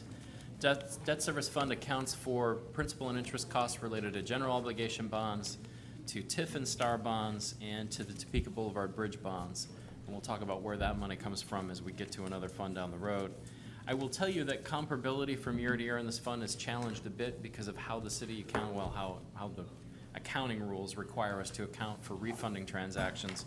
So you'll notice, for instance, when you look at the expenditures in this fund, that we went from 59 million in 2011 to a projected expenses of 22.6 million for fiscal 14. The city's debt didn't drop that much, but you can see as you look down that list that we've got money coming in and out related to refunding transactions. So I apologize that makes things a little bit challenging. The city's general obligation debt is structured in such a way that, that next year has the highest amount of debt service payment outstanding. So we have what's called downward sloping debt service. So next year's payment's the highest, and then it steps down from there. And we do that with the idea that hopefully we can keep relatively constant pressure on the mill levy as the city adds new debt going forward. Good? Page 172, and again, please jump in with any questions as you have them. On page 172, the JADO Sales Tax Fund accounts for the dedicated sales tax levy that's used for two purposes. One is the city's contracted transfer to JADO for economic development operations, and the other is for the repayment of debt service on the Topeka Boulevard Bridge. Money is transferred from this fund to the debt service fund where those payments are made. The sales tax and the bridge obligations expire in 2016, so we've got new council members will see that debt get paid off during their term. That's right. Next page, on page 174, Downtown Business Improvement District Fund, the BID, is effectively a fee overlay district where the members of that district effectively tax themselves to pay for marketing and those types of activities that are set out by state law. The city has to collect and appropriate the funds, and this is where they end up. You can see that 100% of those funds are contracted back out each year. Next page, 176, Community Improvement District Fund. Kansas adopted a new statute, I want to say in 2009 or 2010, called the Community Improvement District Act. The idea of a CID is basically, again, for a defined geographic area to petition to tax itself with either an additional kind of special assessment type property tax or sales tax. In this case, it's sales tax. The city is basically an administrative body on behalf of the businesses in this CID. The city doesn't have any obligation to make the payments, and we don't benefit from the revenues that are collected. It's an incremental sales tax above and on top of what the city, the state, and the county charge for retail sales consistently across the rest of the city. Page 178, the Tax Increment Financing Fund. This is a fund set up to account for the activities of two tax increment financing funds, the College Hill TIF, which was created in, my recollection is 05 or 06, and I've lost the name of the other one, the Eastgate TIF, which is more recent than that. The College Hill TIF is both property tax and sales tax. There are bonds outstanding on that TIF, and the city uses incremental revenues generated by that district to pay for a portion of those debt service costs. The Eastgate TIF is what's called pay-as-you-go, so the city did not approve any bonds for that transaction. I don't believe the creators of the district petitioned the city to do so, which means that we collect monies, incremental funds, as they are generated and collected by the state and the county and remitted back to the city, and then the developer can submit reimbursements against those monies as they come in. In the case of Eastgate, pay-as-you-go TIF, the city's obligation is never more than the amount of money that's actually been collected and sits in that fund. So there's no contingent liability generated with the Eastgate TIF. The College Hill TIF, those bonds were issued as general obligation bonds. So to the extent that those funds that come in from the TIF are not sufficient, which they haven't ever been, to pay the full debt service, the city makes up that difference out of the debt service fund. Madam Chair? Jeff, on the Eastgate, could that be Eastboro and not Eastgate? No, it's Eastgate. This is the, Because I don't recall anything being done to Eastgate for a long time. this is a district at, Adams Street Parkway, right off of I-70, the gas station there, I think. I don't know Okay, what then the whole that- boundaries of that Eastgate's at TIF Rice are. Road. That's not Eastgate then. Okay, Not what we I'm in the know wrong as spot Eastgate. then. That's what it's called anyways. That's called, I'll continue on, I'll think of it. Okay. That's, Like Hudson Crossing. Hudson Crossing, yeah, Oh. exactly. That's what that is? I think so. Yeah, that should be Hudson Crossing. I think It's whatever they named it when they wrote their petition, so. Uh, And you can Council- see that the activity on that one is relatively small. Okay, Councilman, Manspeaker. Thank you, Deputy Mayor. What's the issue with College Hill not paying their full amount? Their obligation to pay is effectively limited to the amount of incremental taxes that that district generates. So the issue has to do with business activity, not with a willingness or ability to pay. So basically as the value, so when the city created the TIF, we set a base year on the amount of assessed valuation and sales tax collections in that existing district. And then the idea is that as that area improves and develops, that we'll see an increment of assessed valuation that generates property taxes that are captured to be used for repayment, and the same thing on the sales tax side. But as you've all seen driving through there, it's been very slow to develop. The developers have had big challenges on the private financing side as well. And of course, that thing got developed and constructed right before the economy blew up. So, you know, there's a number of years left in that TIF, and hopefully, fingers crossed, that it'll take off. You know, students will see that as an area that they want to live, and we'll see some increased activity as time goes by in that area. But at least as far as the bonds are concerned, really our only hope is that the area develops, because what's owed on the bonds, or what's pledged to the bonds, is basically what's been being collected in that area in terms of those tax increments that come from the actual increase in assessed value and sales taxes that occur there. Well, I mean, I guess, and my knowledge is pretty limited, but I'm pretty sure that the rental property, the residential rental property is reaching capacity. I mean, folks that I've talked to that live there, they're really pushing the 90%, 95% occupancy. So, in whose mind did it make sense to put all of the money, or to put, it seems like a substantial amount on the sales tax that's not being realized, but yet the property valuation has obviously gone up, and it would seem like there would be revenue generated off of that property valuation that has risen. So the developers that proposed the district back when it was created had an idea in mind for what the property mix was going to be in that area. Then I'd have to go back and look at the feasibility study to do that. They're not duty bound to maintain that. You know, they can change that mix as time goes by, and they probably should as economic conditions warrant. But there's in your supplement today, one of the two packets I handed out, on page 6, we've got 3 years of collection history. And there are some incremental taxes being generated. It was about $172,000, $173,000 last year that came into the TIF. It's just not met its full potential. And how much more do we have to go before it's paid off? We're probably only about a third of the way, well, a little more than a third of the way through the bonds.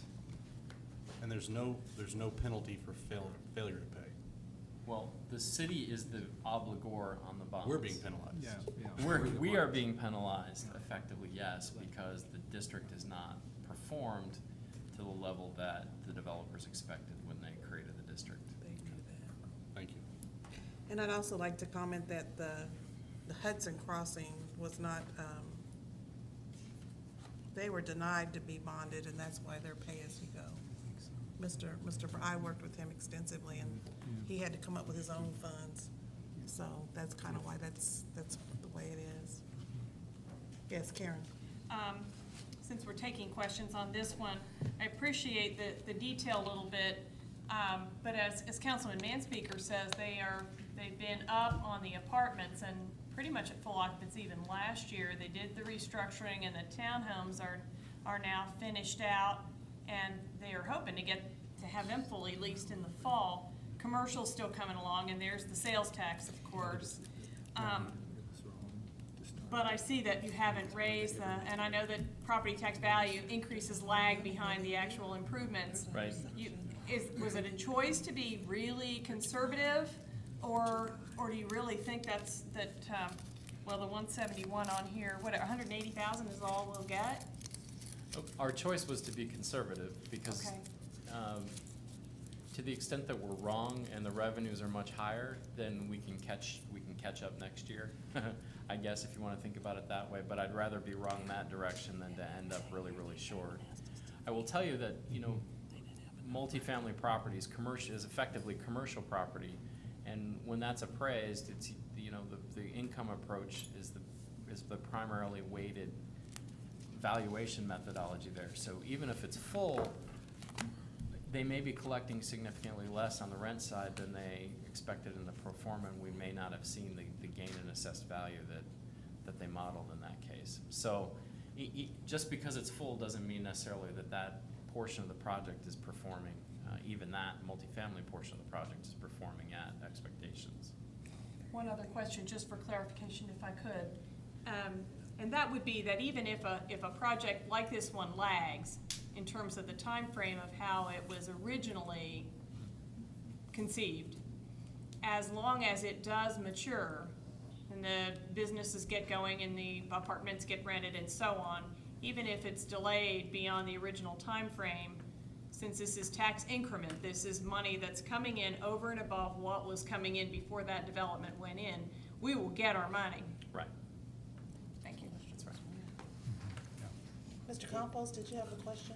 Just real quickly, it's my understanding of TIF districts that there's a higher percentage of sales tax that come in, but would it be safe to say that because we lack in commercial tenants in that area, that's the reason why it's not performing to what we're expecting and what's been echoed from both Mr.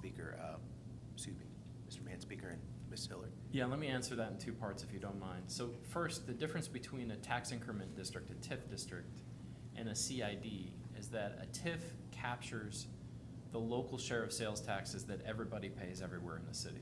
So the city's 1.5%, the county also contributes as well, as does Washburn, related to its sales tax.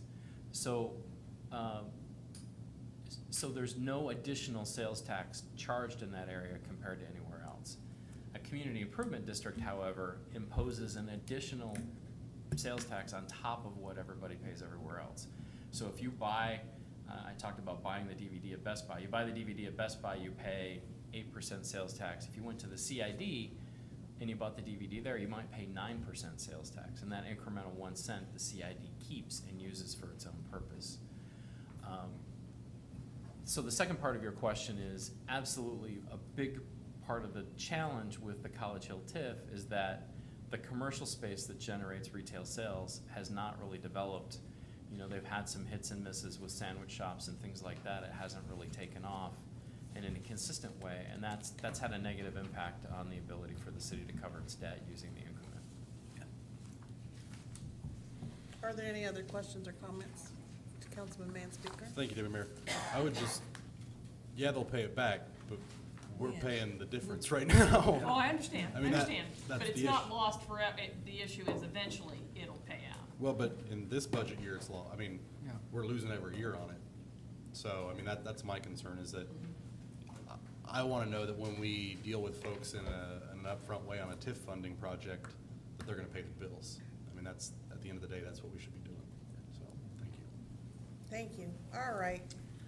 Let's proceed. Madam Chairman, moving along, on page 180, Neighborhood Revitalization Fund, the city has a neighborhood revitalization program where it provides an incentive to folks to redevelop in a particular part of the community by providing a property tax rebate over 10 years on the incremental amount of the value that's generated from that increase. Shortly after the program was implemented, state law changed where instead of the county netting the rebate out of the money they send us the gross and then require us to appropriate the actual rebate amount and send that back. So that's the point of this fund. And so just to give you a sense, we would expect that our total contributions for the NRA for 2014 to be $150,000. So $150,000 worth of rebates paid back for improvements that folks have made in the NRA area. Next, page 182. This is the dedicated sales tax that was approved in '09 for street maintenance activities. And it's a completely separate fund to make sure that we maintain transparency and track these funding amounts separately. And you can see the detail on where the public works folks expect that money to be spent the next year. We're moving now to the next section of the book, which is miscellaneous programs, page 184. Okay, before we go on, I think we have a question. Sure, I'm sorry. Yeah, I didn't know if we were saving questions till the end of each section, and then we stopped. Some quick ones, and while we're on the street sales tax fund, in the middle of that page, it says sidewalk project, 300,000, and it says sidewalk repair and replacement. Two parts to this question. In the past, the sidewalks have been part of the street projects, they've not been broken out, and there was an ADA line for about 300,000, which was curb cuts. So my question is whether this is a change, and related to that then, whether our approval of the budget as is would approve this breakout of the street sales tax fund. Let me answer that backwards. Okay. You're approving this budget at the fund level, so there's absolutely no reason in the world that through project by project approvals that you could not change the allocation of where the money's We gonna don't go. approve these by project, though. Correct. At the budget level, at the budget level, you don't. So if your priorities for spending the money changed, the fact that you're adopting this budget tonight or whenever, next month, won't impair your ability to change the priorities during the next fiscal year. And then the answer to your next question is, I don't know, and I'll be happy to follow up. Okay. Thank you. That was just a substantial change. Going back to the beginning of this section, just real quickly in terms of debt service,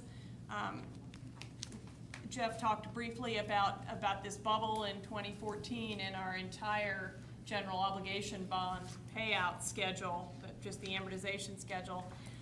I just want to introduce the idea of us setting a goal of becoming debt-free as a city, or at least not borrowing at the level of anything under $3 million. We could talk about it at some time later, but we have eight of our mills of taxes right now are our interest payments, not principal, just the interest on our debt. And it seems to me like it takes time and a strategy to see if we could make that shift, but I would certainly like to see us do that.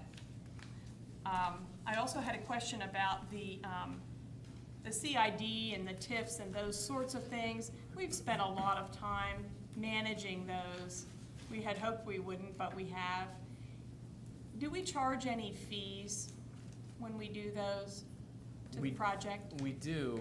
On the TIF projects, my recollection is that we may have, when we issued those bonds, been able to recoup certainly any outside legal expense and those kinds of things that we had.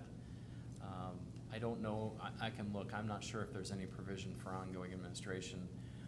On the CID, the law prescribes that an admin fee can be charged. I can tell you that whatever we're charging, it's not enough. Well, that I wasn't was sure we either- even charged it, and I was just wondering for Yeah. future, if we could, whether we were, and if we aren't, maybe we could consider it in future projects. Absolutely. Thank you. That was it. Thank you. Elaine? Thank you, Deputy Mayor.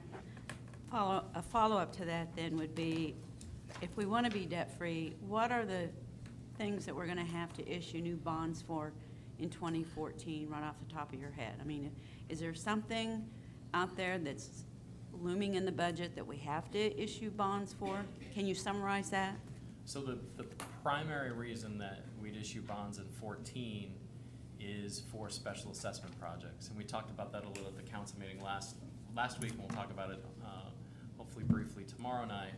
But under state law, when the council approves a district, at the end of that period of, when the construction is complete and the assessments are calculated, under state law, the property owners have the right to either prepay or to effectively have the city provide them with a loan over a period of up to 20 years. And so all of those projects, when they're assessed, presuming the property owners don't pay, the city has no choice but to provide the bond financing for that. And that's a big chunk of the bonds that will be issued. So the special assessment district is the main thing? There's nothing else out there It's on not the? that there's nothing else. The city does finance other projects as part of its capital improvement program. The fire chief talked about fire station number 13.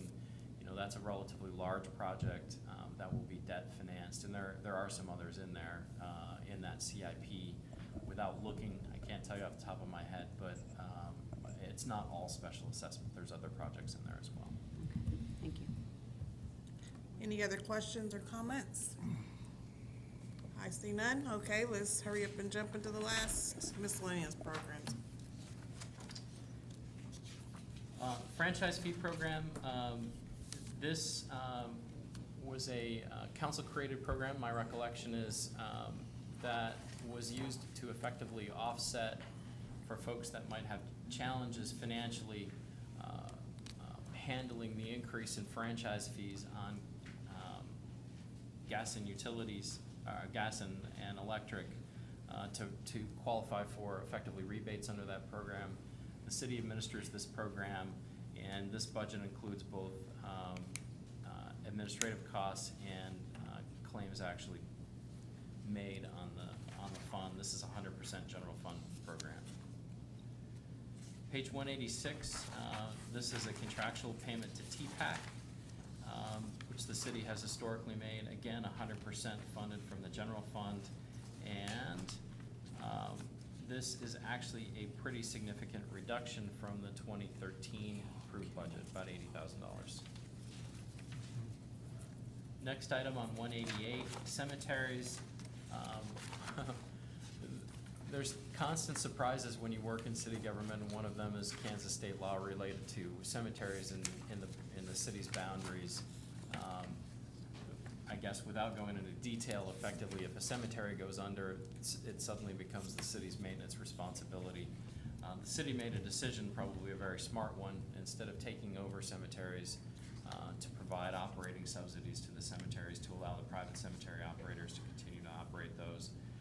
And this is the budget to do that. Again, 100% general fund supported there. Next page on 190, Parks and Recreation. Even though we've transferred the operations away, the city does have continued contractual obligations to make payments to Shawnee County, and that's where those are budgeted. Next page on 193. Sorry. Hold on, I'm sorry, Jeff. Mr. Mayor. Yeah, thank you. In a couple meetings back, a couple budget committee meetings back, the issue came up on the cemetery, specifically Topeka Cemetery, and the request that they've had, and I have visited with them in the last week. They are entering a program by which they're hopeful to become much more self-sufficient by having a program of contacting the families who own the plots there. So they are, in a sense, stepping out, making a big push to do this. There has been a concern that they may need some additional funds for a short span until they can become more self-sufficient. And I merely point that out. They're not here doing that right now, but it came up about where they were in that plan. Some of us have been hearing about this for a couple of years. They made proposals to the council. But they are now starting that process and are hopeful that they will be able to have some good news reports back to us at some point. Just want to pass that along to the group. Thank you, Mr. Mayor. Any other questions? All right, thank you, Jeff. Madam Chairman, 193 Special Alcohol Program Fund. The state collects taxes on liquor sales and distributes those according to a statutory formula. We divide those three ways: general fund, Parks and Rec, which is transferred to the county, and then the third set of those monies has to be used for alcohol prevention programs, drug abuse prevention programs. That's what this funding source is. The city contracts out the full amount, so the money comes in, we contract it right back out. Does that go to the drug court, or where does that go? Or Vallejo? It goes to a variety of agencies that provide supportive services in the community. Do we know who that is, Jeff? We Can you provide us with that information? Yes, absolutely. Thank you. Next fund of 195, although somebody stole my page, I won't say who, that's fine. Is transient guest tax fund, and there was a council committee report on this, I believe, so I'm not gonna, I won't spend any time on this. I'd rather defer to the folks who served on that committee. Mr. Mayor? I'm sorry. To Harmon, is he gonna? Well, just a second. Do you have a question on the, I have a question on the alcohol program. okay. Just If we real can go quick, back there. jumping back. Looks like we've changed the amount that we budgeted for 2014, the numbers have gone down. From 2012 to 2013 by $250,000, $260,000, and then it drops another $75,000. Are we in better shape in terms of abuse and? Yeah, so that's a great question. The very top row on that summary is beginning fund balance, and you can see that we started 2011 with $575,000 more or less in that fund. And it appears to me the city made a conscious effort in 2013 to start reducing that balance, but that level of spending isn't sustainable over time. So we allocated a larger amount of grants in 13 and are recommended doing the same in 14. At some point, that probably in 2015, we'll have to trim that level of spending back to where it was historically, which basically is where the spending amount matches to the expected revenue that comes in each year. Okay, thank you. Karen? I'm always looking for more money for the city. And I Yeah. realize if there were to be more money in this fund, if it's got to come through the state, it might take a legislative session or so, but could you talk for a moment about, and I think in particular that the police department does so many things that are alcohol and drug related. Could you talk a little bit about whatever the statutory authority is for this fund and whether we might have an opportunity to be able to get more money through it and use it for fundamental city needs? No. Are you prepared to talk about I think a change in state law could conceivably increase the dollar amount. The way the funds are divvied up is, there's really no latitude. Is it the state law that says one-third, one-third, one-third, or Yes. is that our choice? No, it's state law. No, it's a state law. The state basically holds the entire field on that. Divvies that up and tells us what we can do. So every city that gets these monies has the same, that the pie is sliced in the same three ways. So even if it was more under that formula, well, I would just suggest across the table, something we tend to do is forget to address what we want to put on our legislative agenda until the 11th hour or later. And so if we thought that we wanted to ask the state to either change that allocation and or increase the tax, it would be something for us to think about for our legislative agenda. Then if we don't have any control over it.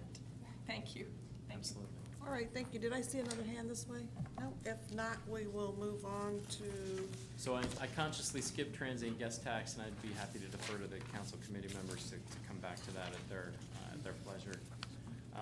Page 197 was the item that we started to discuss at the end of our Saturday session, which is city, sorry. I think Richard was getting ready to respond to you. okay, let's go ahead and go with the transit guest tax, if we will go ahead and start there. Mr. Mayor, did you have something? No, I was gonna You were recognizing? yield to I see pointing to- Richard over there. I always see pointing to my him. buddy there. Richard, you have the floor, Richard.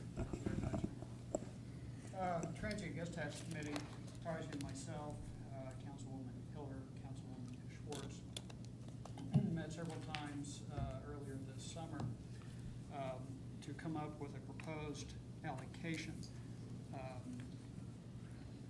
Where is that in the budget book, Jim? Page 185. 95. 195. Right? 195. Sorry. 195?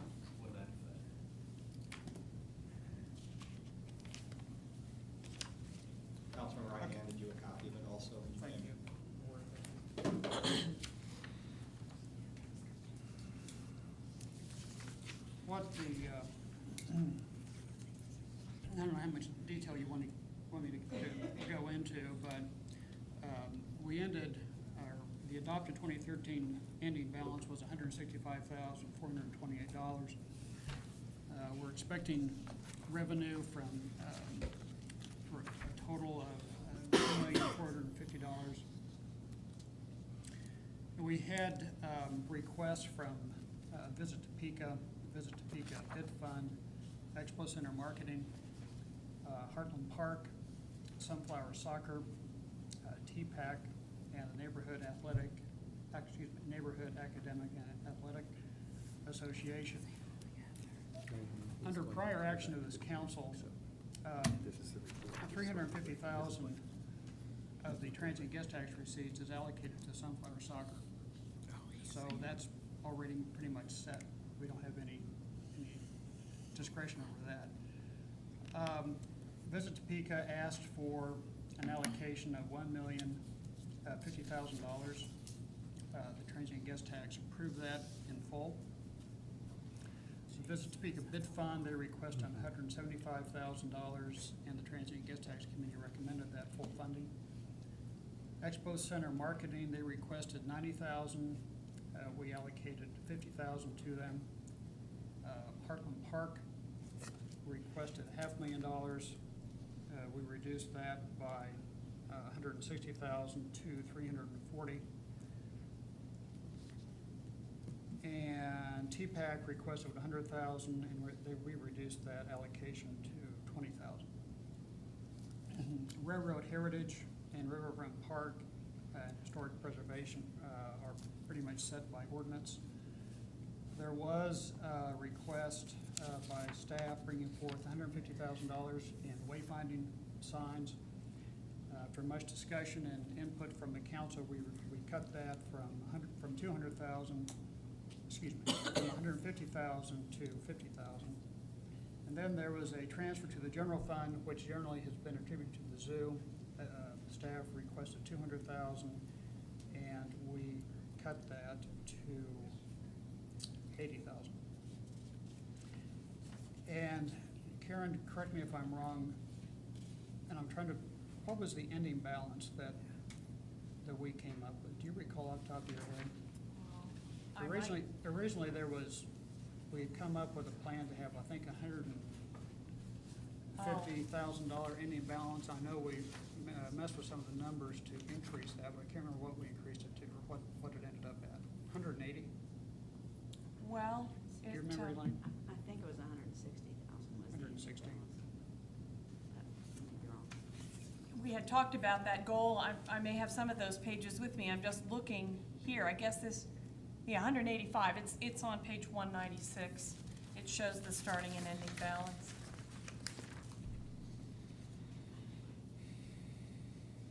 $185? Yeah, Okay, all right. I know that was a concern with the committee. And, right. okay, that was our proposed allocation. And, you know, we don't do this in a vacuum, but in a way we do. Realizing that, that the recommendation of the Transient Guest Tax Committee has to be considered in the broader context of the dynamics of a complete budget adoption. If the Budget Committee wants to consider some amendments to that allocation, and I haven't talked to my colleagues on the committee, we might consider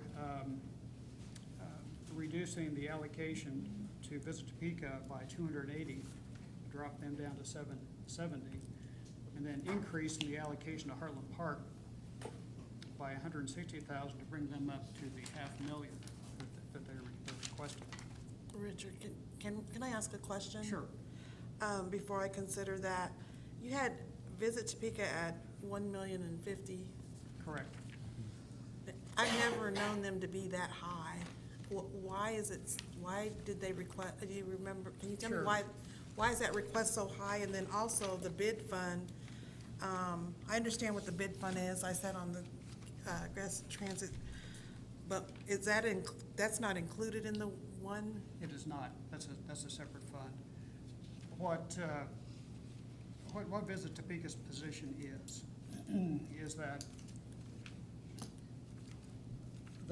those tax receipts are generated by what we call heads on beds. People who spend the night in hotels and motels.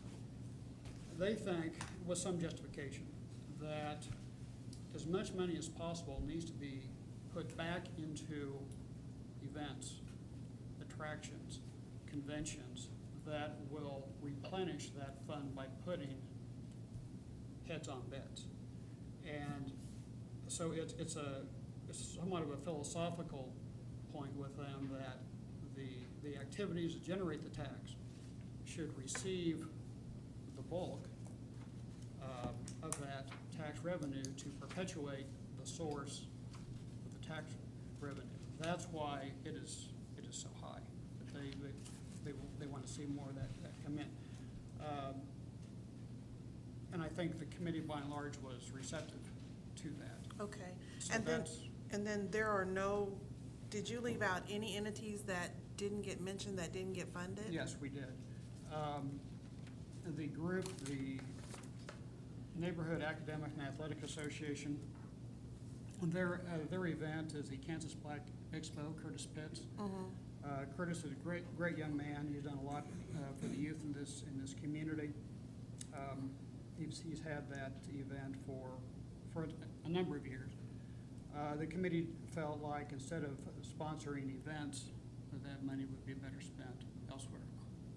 Not that Kansas Black Expo isn't a wonderful I did event. watch a little bit of that, of your meeting, but I just wanted to make sure Right. that there was nothing else besides that didn't get There- funded. That was the only thing. There was not this year. And This year. in years past, there have been others, so. Okay. But anyway, if the committee wants to consider either adopting or recommending the adoption of the entire transient guest tax recommendations, that's fine. If you want to tweak that somewhat, again, we could reduce Visit Topeka by, say, $280,000. We could increase Heartland Park. Mayor, I don't know if you talked about this, but, we're gonna have to address some of the financial issues with Heartland Park. Before Councilwoman Ortiz and I were elected, this city is on the hook for substantial debt associated with Heartland Park. And if that goes under, we're on the hook. I don't know as if $160,000 is going to solve the problems out there. I seriously doubt it. But it is certainly in our long-term interest to keep Heartland Park going. So considering increasing that allocation by $160,000 might be something this council needs to give serious consideration to. We might also want to take another look at the amount of money that we've allocated to the zoo, to the general fund. The zoo has done, I think everyone's been relatively pleased with the work that Brendan and his staff have been doing, and they could use that money to increase marketing. That's right. And recognizing the value of the zoo as an economic driver in this community. So, again, I haven't checked on my committee colleagues on this, but realizing that these recommendations have to be considered as part of the dynamic process of budget adoption, those would be possible amendments this body, its budget committee may wish to consider. Well, and I thank you for that, Richard, because I looked at that and I would like to at least see us increase the zoo as well as Heartland Park. I think Brendan's done a good job. He's had gone beyond, above and beyond the visitors that have, the attendance. And I think to give him a little bit more leeway would help. I think he's putting that money to good use, and so I would totally agree. Mr. Mayor? Thank you, David Mayor. Yes, and I want to speak first to the Heartland Park. And I think as Councilman Harmon's already stated, we own the ground, and we have to be able to, if whatever happens there is any result, it is ours. They had a difficult time this last year, or in May, during the NHRA, because it rained and it was a graduation weekend. So they have some difficulties, and we have, Heartland Park has shared with the council in the last year more information on their financial history. I don't want to speak to that in a sense. It's a private entity, but at the same time, they have experienced some difficulties. And I think if we can be of help to them, it's appropriate for us to do so.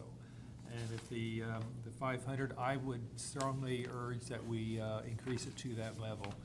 And also, to the point that was made, following our budgeting process this year, I would look at doing some form of study, work with them about what we can do to better address concerns of Heartland Park going forward.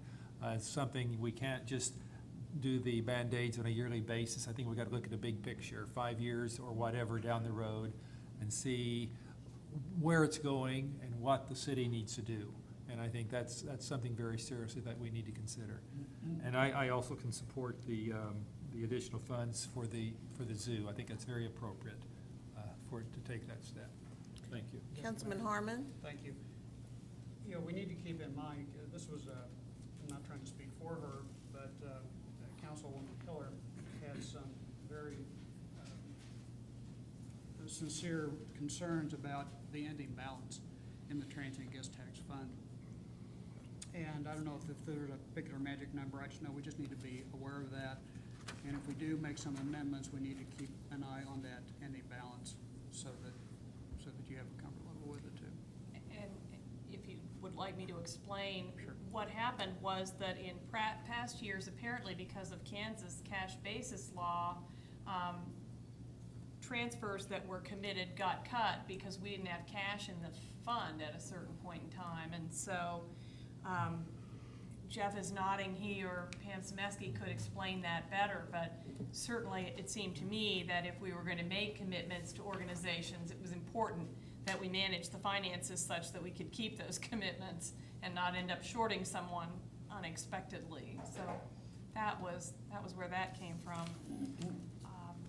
I have a couple comments when it's time, but I know Councilman Campos. Well, go ahead since you have the floor. If you don't Well, mind. to explain a little more about Visit Topeka, the number you asked where the number came from, they had proposed that we always provide 3% of whatever we expected those proceeds to be for them, both so that they were adequately funded to keep drawing and growing our tourism, but also, frankly, as an incentive. You know, that way the more that came in, the more they'd be able to do, and they would know that.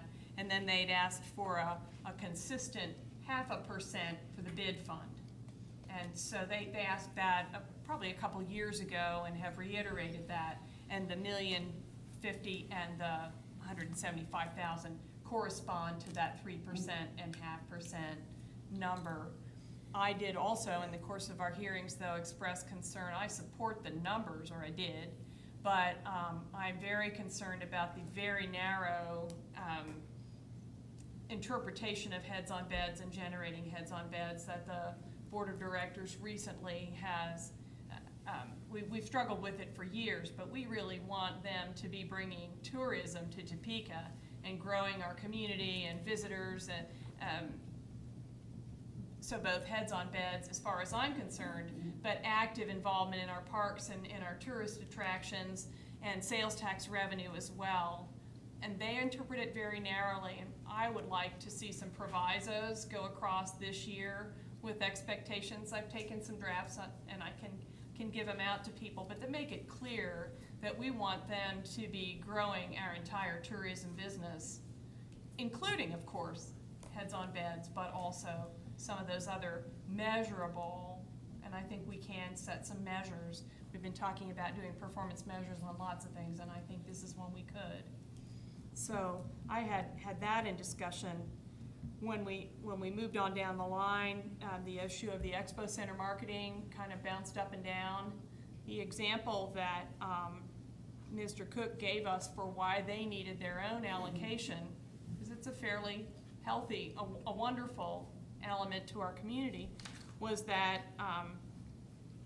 that they needed extra expenses to attract events. I think Tough Mudder was the one that he gave as an example.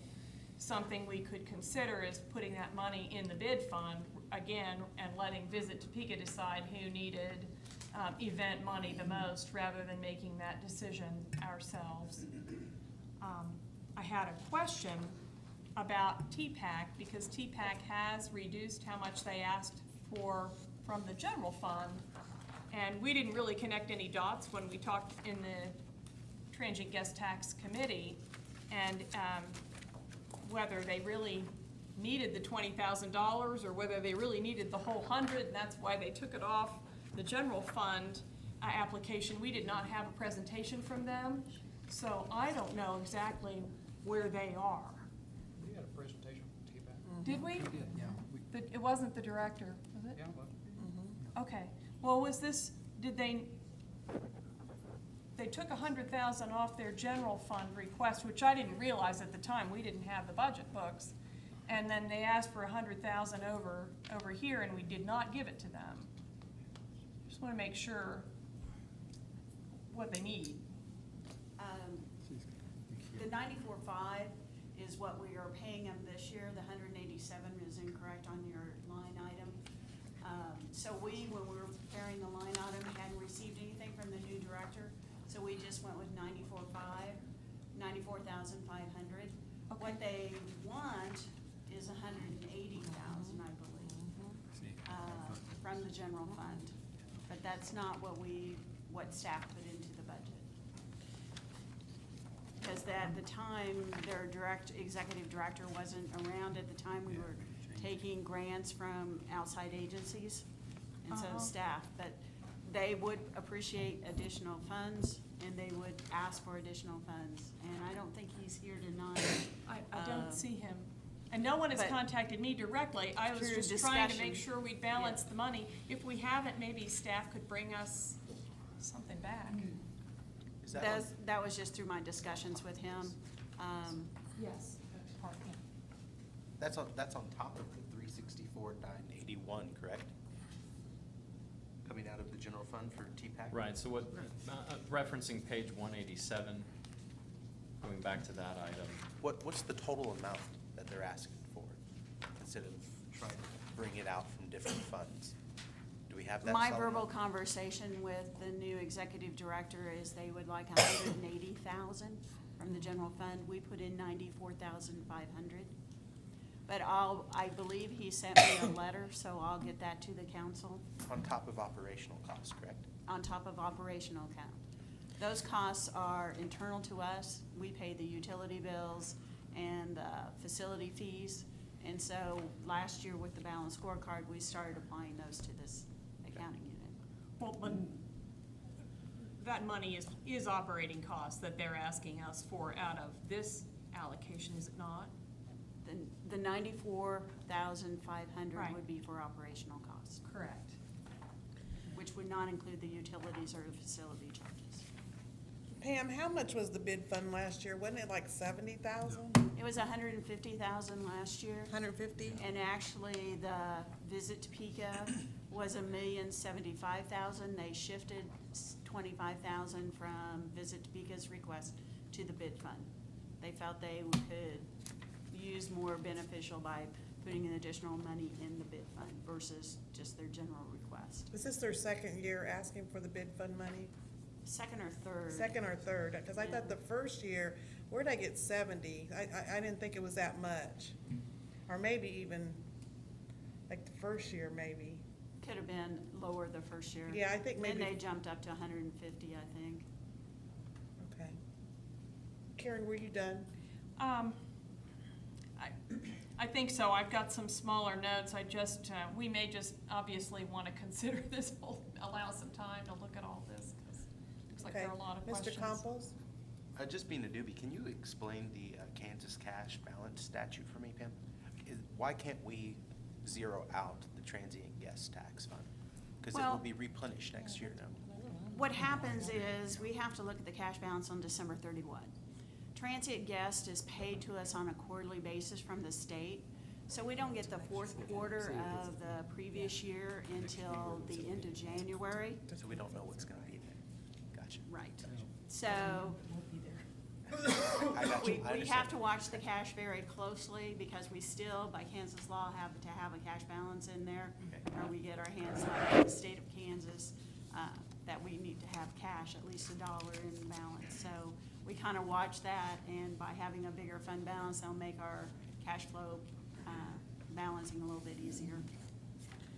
And who we shorted was the zoo, because that was the internal transfer, right? Right, general fund is usually the last one is usually the first one we short. Richard, for me, will you, give me your figures again, that you recapped?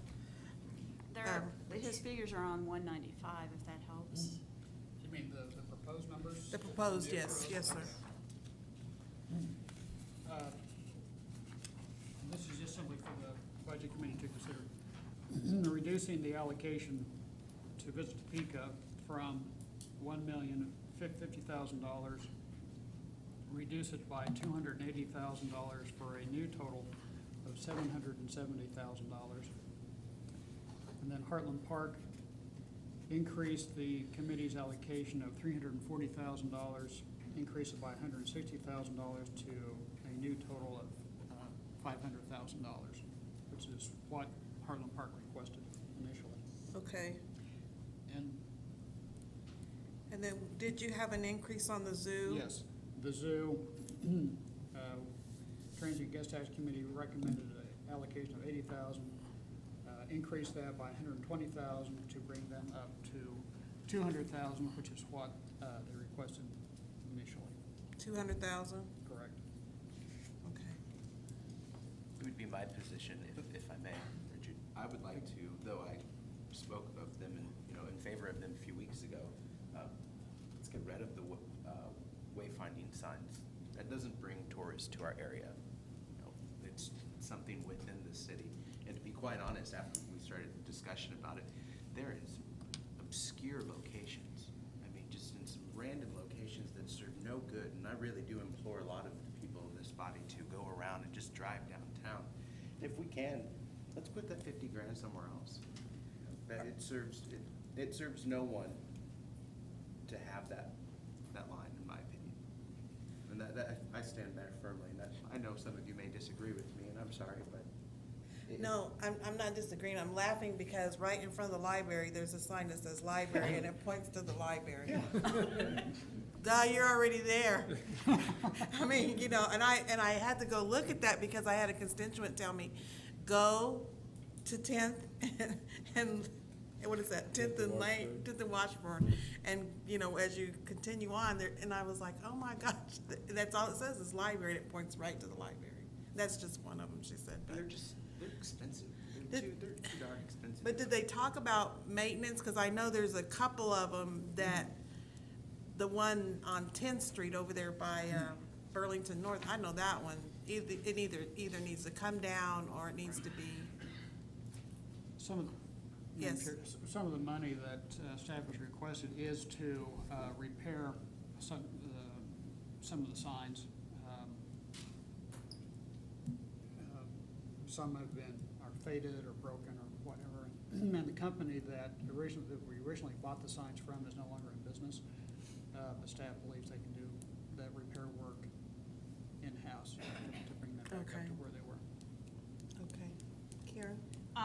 Two quick things. One, on the wayfinding signs, people know that I support them. I had an interesting contact the other day that I think we should invite the planning staff who, without provocation, came to me, had just been to a training and said that they had gotten some very current state-of-the-art information about how important wayfinding signs are in communities, and that that even with the advent of cell phones and GPS and so on, that they were still the primary way that people did get excited about communities and find destinations. And so I'm not prepared to give that, but we could certainly ask planning staff maybe for a presentation at some point. I'm okay with it not being in this year, or just the repair money if people aren't ready to go further. The other thing I had was a question, because I love the zoo and I think they're doing a fabulous job, and I see Brendan sitting back there going, what now? But how does this, even the 80,000, much less if we added 120,000 to it, connect with the zoo's offering to reduce their budget by a couple $100,000 and transfer marketing over to Friends of the Zoo. I mean, we'll always, if there are things we support, that's good, but if they don't need the money or if able to do it otherwise, I mean, isn't this the same money that, even if it were only $80,000, that you all are volunteering to give up as a possible revenue or expense reduction? Brendan, would you like to come and speak on that, if you will? I think, Karen, he needs the money. Next year, he's bringing in polar bears. Well, I Right? just was trying to reconcile that with the offer, not that we will necessarily do it, of the savings. Do you want to? Yeah, what I was gonna say is, the general fund budget for the zoo recommended in 2014 is just shy of $2.5 million. And these funds would effectively offset that. So we're talking about allocating transient guest tax dollars to the general fund as a way to effectively reduce the mill levy demand from the zoo. So as long as it's not specifically tied to that purpose, you guys would work it out. Right, I mean, the chief brought this up earlier. When general fund departments generate revenue, it goes to the general fund. It doesn't inure to the benefit Right, of any right. specific department. It all goes in the big pot, which we stir up, and out the bottom comes a need for property tax dollars. So this is, this would be $120,000 less property tax dollars or other revenue sources or expenditure cuts that we need to balance next year. So the 120 would reduce the deficit coming into tonight by $120,000, make the problem better by that much. Right. It would just depend on whether people were fussy about this particular source being spent specifically on marketing. Correct. That's fine. Thank you. Thank you, Brendan, for coming up front and grabbing the mic. I appreciate that. Chad? Thank you, Deputy Mayor. I have to concur on the wayfinding signs. The library is one of my other two favorites, the ones that just say Topeka, in case you forget what city you're in. And the one that stands in front of Topeka High that says Topeka High, just in case you aren't able to recognize the giant school right in front of you. My concern, and I'm not opposed to this concept, but my concern when we talk about Heartland Park and throwing another $160,000 at them, the goal here, or my understanding at least with these organizations, is that these dollars are utilized for marketing. Am I correct in thinking that? I think primarily, Okay. I hate to put words in Park's mouth, but I think so, Chad. I mean, I guess, so sticking with the heads on beds mentality, and I think that that's a fine mentality. I mean, the way we generate more revenue is to have more heads on beds. They're eating lunch, they're eating breakfast, whatever. But does $160,000 put more heads on beds for Heartland Park? That's the ultimate question. I mean, that's the question I think you can ask all of these allocations. To what extent do they actually put heads on beds?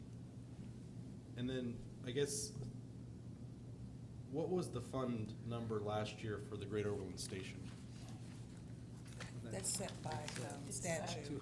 It's set by statute, we can't change Or that. set Not by by ordinance. by ordinance. It's set by a contract the Right. city council approved with Great Overland Station. They borrowed the money at the point that they were remodeling, and in exchange for that, the city agreed until the end of 2016 to give them $94,000 to pay off their loan they borrowed for the remodeling. And tied in with that is the $106,000 for the Riverfront Park, which goes out there by the Great Overland Station.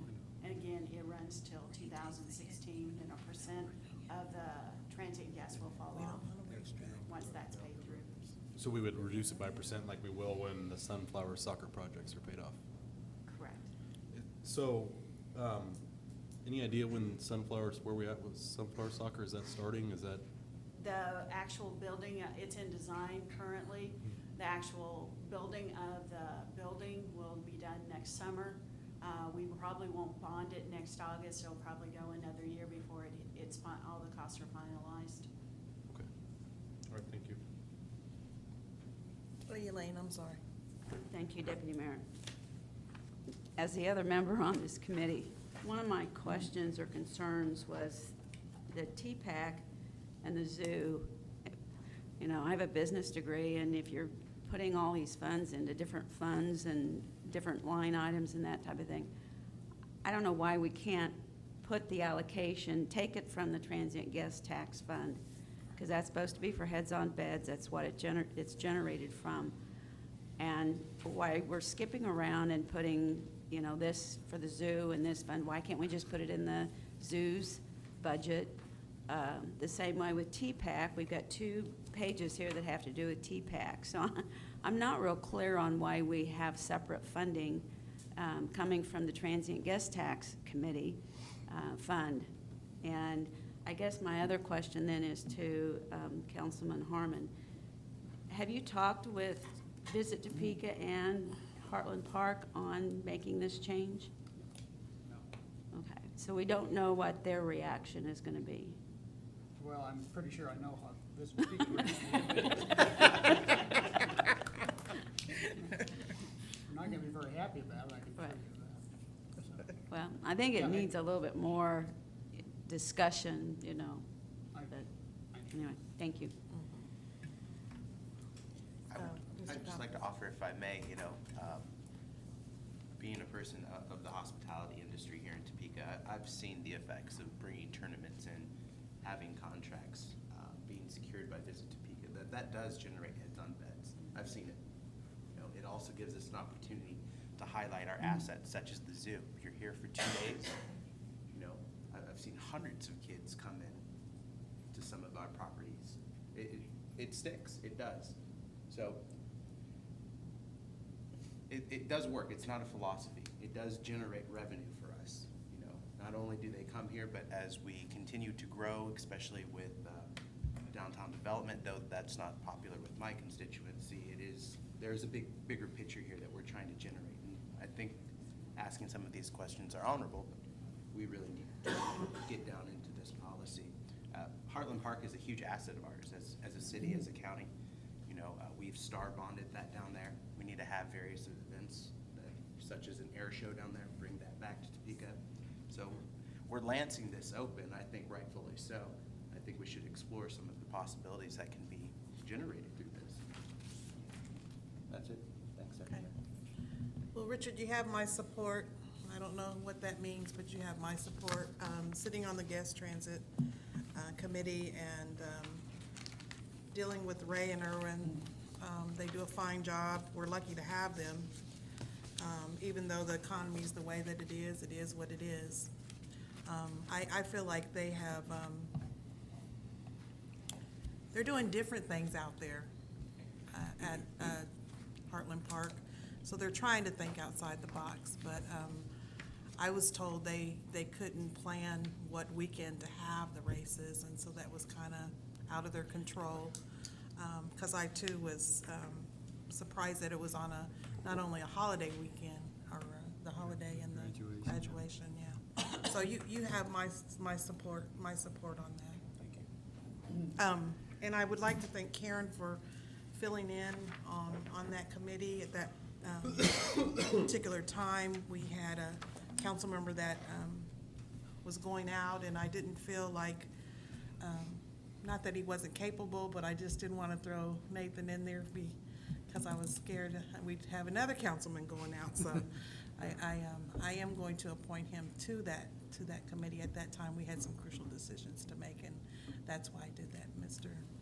Councilman Nathan. Not that I didn't think you were worthy, but just didn't know if you could get up to speed so quick. So anyway, okay, is that what you're looking for, Richard? Just to put that information in our pockets, or? Yes, at this point, I would. It's, again, recognition that crafting a budget is a fluid process, to say the least. Okay. And, if the budget committee is comfortable with the initial allocations, that's certainly fine. But if the budget committee wishes to consider some possible amendments, I throw those out for Reconsideration. the budget committee's consideration. All right, thank you.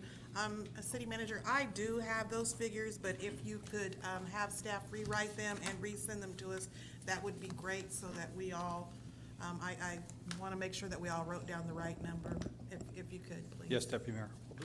Okay, and where do we go from here? Madam Deputy Mayor, if you might indulge me just about 10 seconds to address Councilman Member Schwartz's question regarding why we would transfer money to the transient guest tax to the general fund. And the short answer to that is you get to tax people like me to support general fund operations. So when I came over for a soccer tournament in April on a super, super cold, nasty, windy, rainy, wet day, and we spent the night here in Topeka, you have the ability to tax me even though I don't live here anymore.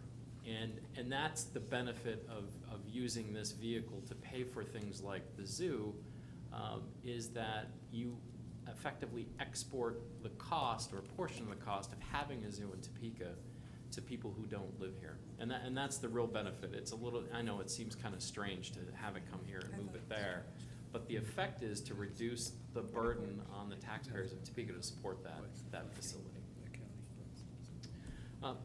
Madam Chairman, 197 is where we left off, which is city grants to outside agencies. We started there last time, and I guess with your permission, I'm going to pass by that for now, and we can conclude that conversation a little bit. Absolutely, you have I my want to make sure we permission. get through the rest. 199, Historical Asset Tourism Fund. This is funded with a transfer from the Transient Guest Tax Fund, and is paid right back out under contract to other agencies. 201 is Topeka Transit. Topeka Transit made a request to us about what they would like their levy to be next year. We've included that specific request in this budget. These are pass-through monies. We're required to budget them, but they pass through 100% to Topeka Transit.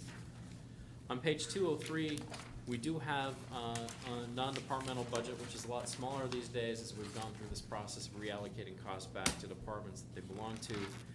But included in this budget are allocations for utility costs and facility charges for unoccupied space in city buildings, as well as membership costs for the Topeka Chamber and the League of Kansas Municipalities. Again, 100% general fund funded for that $220,000.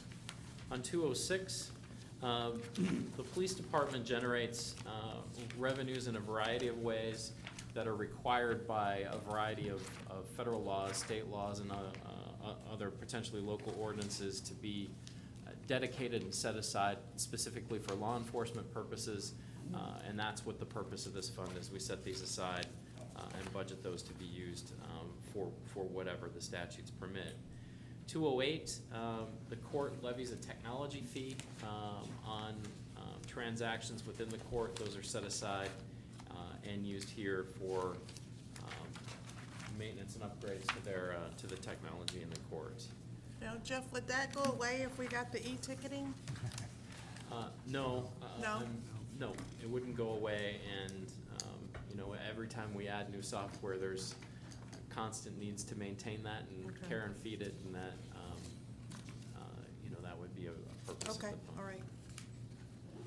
That concludes, I believe, my laundry list of additional funds that we haven't talked about as we've gone through the departments. I'd be happy to address any kind of wrap-up questions. Councilman Mansbridge? Could we possibly get Judge Miller to give us some of that money to redo the council chambers? I don't think so. No? Okay, just checking. It's only had it for a year. You talking about a chair or a microphone? Chair I would be mean, nice. I mean, are you talking about? Are you talking, oh yeah, you better make it clear, yeah. What are you talking about there? Okay, all right. Are there any other questions or concerns at this point? Questions or concerns? It is, I'm not gonna let this happen again. It is 7:59. Chad has not reminded me. I want that noted on his evaluation. And I'd like to make a motion that we continue until we make a decision on what we're going to do, until we finish our discussion on what we're going to do with the social services. I'd like to make that motion, because at 8 o'clock, we've got to stop the meeting if we don't make that motion. Second. It's been moved. Oh, maybe I shouldn't make the motion. Maybe I should ask for a motion.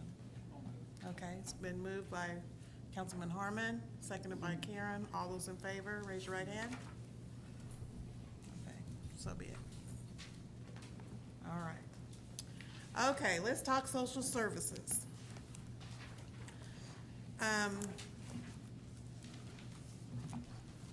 The question I had was, how did we come up with that figure? That was the last question that I had, was how did we come up with that figure? And how do we want to, that's just my question, but the next question would be, how do we want to do youth and social services? 197, thank you. Madam Chair, the answer to your first question, how did we come up with the number, is we carried it forward from last year. So that's the same total amount that we got from last year. So there's nothing, there's not like a ordinance or anything like that. 198. So there's nothing that says this is the amount that we have to have. Is that correct? No, ma'am. They're set every year by council, Okay. They're set up every year by what? by council direction. By council direction? So this is the direction that we were given? No, as a placeholder for fiscal 14, we just carried over fiscal 13. But Okay. normally through the budget adoption process, the council speaks as to the allocation, sub-allocation of these funds. Okay. All right. So with that being said, how would we like to handle this? Do we want to, I think last week we started this discussion and we had to quit because we ran out of time. There was 3 things on there that we talked about that are not really youth or social services. That was a CRC, Downtown Topeka, and Keep America Beautiful. Although Keep America Beautiful does enhance the city, Downtown Topeka.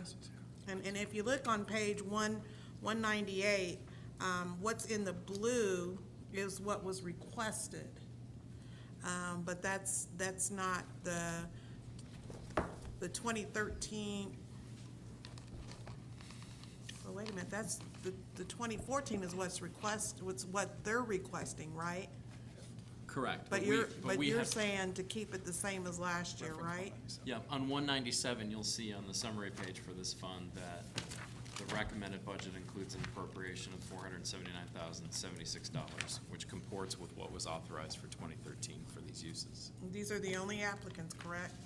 Well, we have not, as we kind of concluded at the end of Saturday, we've not engaged in an open application. Y'all come kind of a process. Okay. So I don't know how we want to handle this as council members. I know we've handled it. This is my 9th budget cycle, and we've handled it a couple of ways. We've had it where they've come to us and they've given us their presentation. And will that happen on the budget night as well? That they'll come and give us a 4-minute presentation? Well, Deputy Mayor, that certainly is an option available. I'm assuming they're coming.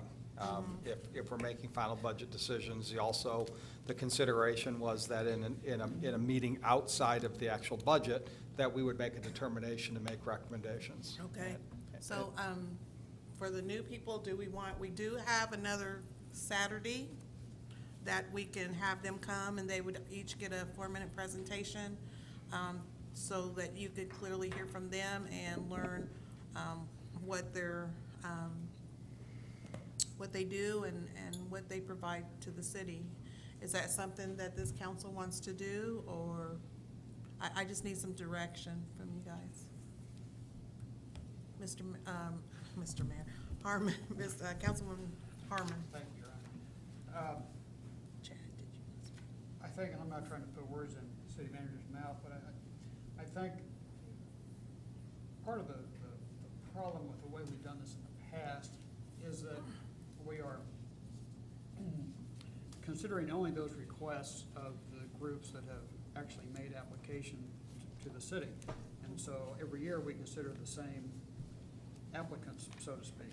I think what the city manager is proposing, and I think there's merit to it, is that instead of us at this time between now and budget adoption, instead of going through and determining line item by line item by line item, that we determine a figure, an amount, a gross amount that they can plug into the budget.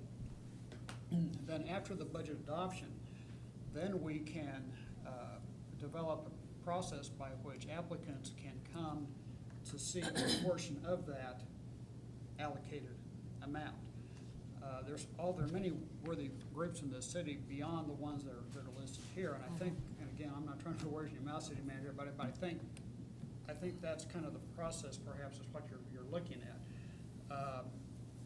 And involving another committee, say the CAC or some other group that this council may want to actually go through and examine each of the requests that are made for this block of money that this council has actually inserted into the budget. I think there's value to doing that. Or we can go back to the way we've done in the past and just consider line item by line item each of the applicants. My only concern, Richard, is I think that's a good process, but I think it's too late in the game. I agree with Karen, it's too late in the game. Because the CAC, some members haven't even been to their meetings. They haven't, they haven't met consistently, in some of them. And so I'd hate for us to get our cronies together to hurry up and get over here to get this all straightened out so we can make that recommendation back to the council. Well, certainly, I understand that. The CAC is simply one group that could do it. And it certainly wouldn't need to be done by August 25th, but anyway, You're I right, just throw that so out. what you're looking at is a figure to put in, and then we could do that at a later date. Okay, I'm with you. Yeah, Deputy Mayor, that's correct. There is we just need to know the budget number. Okay. Are you through, Richard? I'm sorry. Yes, for the time being. Okay. Nathan? I was just gonna say, along the lines of what Richard said, that I think the process is what we're getting at now, and that's all that needs to be cited. I'm fine with the total number, and then looking at, I think everybody agrees that, we can at least look at the process, and I'm fine with doing that in the future and going with this number right now. Councilman Manspeaker? Thank you, Deputy Mayor. I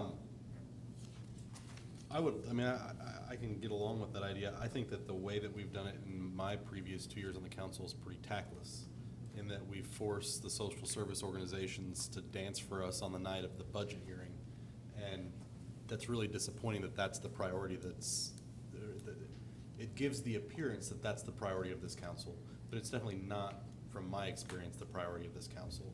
So I don't want folks to think they're on the crutch if they don't show up to that meeting that night and get their 4 minutes in and sell their program, because that's very much the message that we send to the public, I think, year in, year out. And I've never thought it was a good way to do business.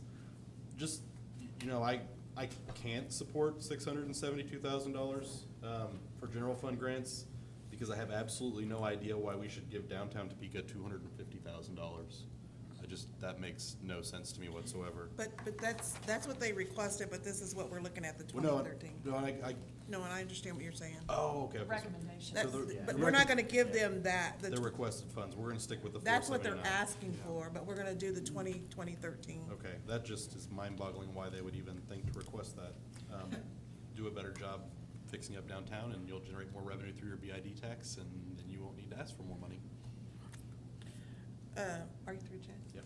Okay, city manager. Thank you, Deputy Mayor. Just in full disclosure also, we've talked about some of the cuts that we're going to recommend to achieve our budget. We presented 3 scenarios. One of the scenarios that we included was an actual potential reduction of about $25,000 to this too, because I know, Deputy Mayor, you brought it up too. Do we stay constant, or do we recognize the cuts there also? So staff's recommendation actually is the 479, but with the idea that we would have them share in the overall cuts that would happen in the city, so maybe reduce that by $25,000. I just wanted to bring that out because it really hadn't been discussed in this venue. Thank you.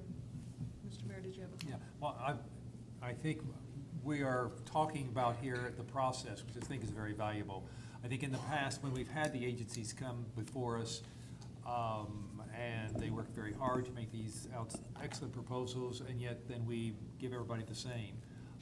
We send a lot of mixed messages about our priorities and where they are, and I think we should look at how much we're going to, like we're saying, determine an amount. And then, at some point, if we want to adjust that among the agencies, that's one thing to do. Or we just continue as we are. But yet, don't put them through this process that by what they're saying before us is going to determine their funding level, because in the past, I don't think that's been the case. And then, as you know, we get lobbied by a great deal by individuals, and whoever lobbies the best maybe is who we're going to give the most funds to, and get into a lot of different things that's in the decision-making process that is really is not appropriate.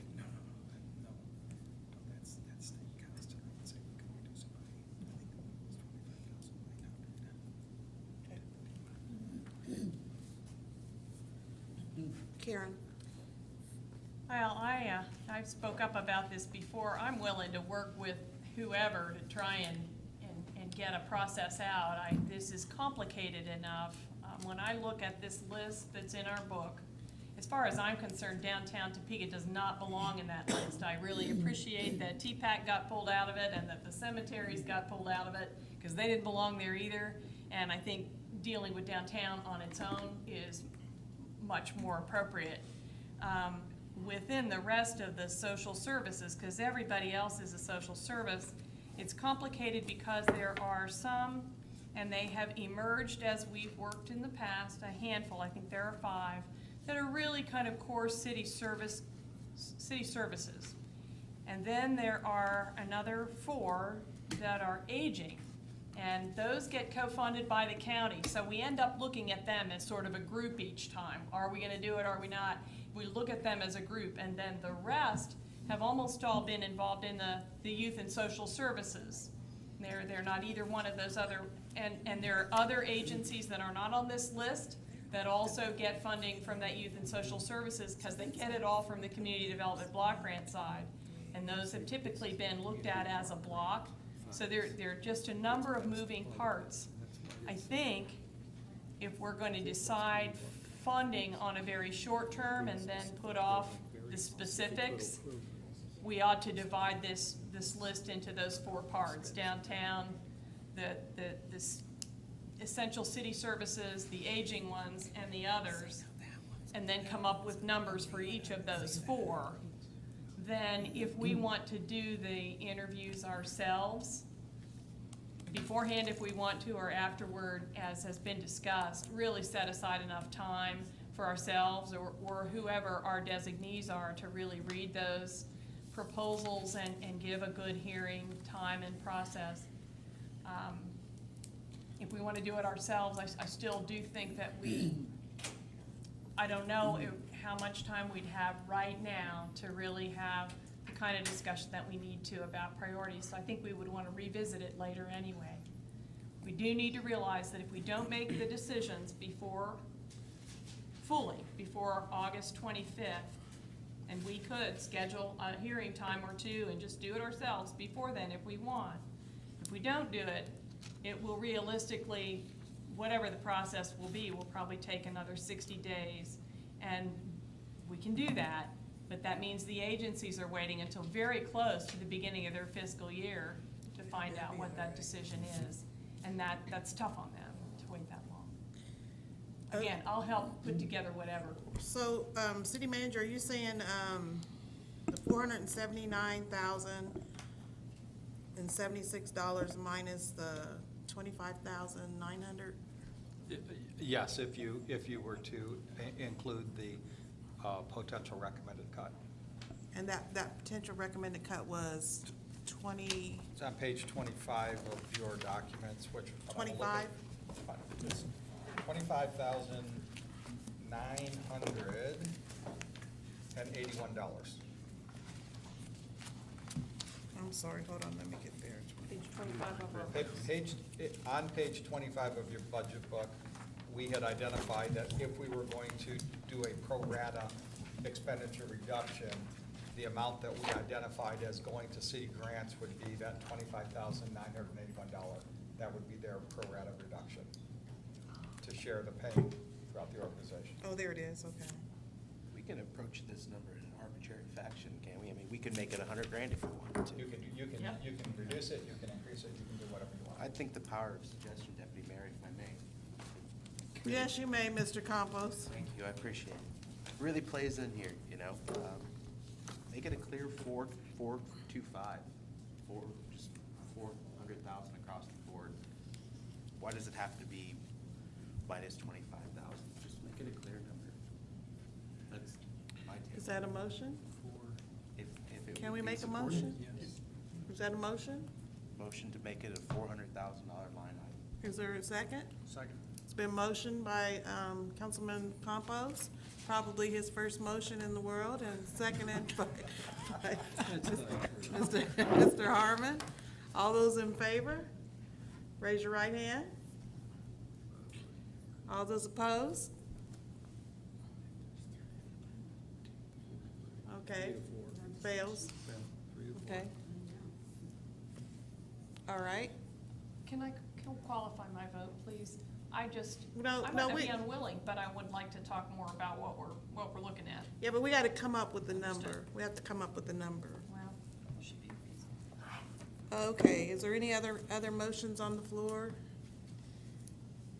You know, I made that, I voted for that because we're cutting all our department heads. We're cutting police, we're cutting fire, everybody's been asked to cut. It's tough. It is what it is. And I know that some of these entities they rely on this money. But I also know some of these entities are thinking outside the box. I'm trying to think of East Topeka. East Topeka Senior Citizens, they had a garage sale raise $9,000. They thought outside the box. It could happen. It's just, these entities have got to make it happen.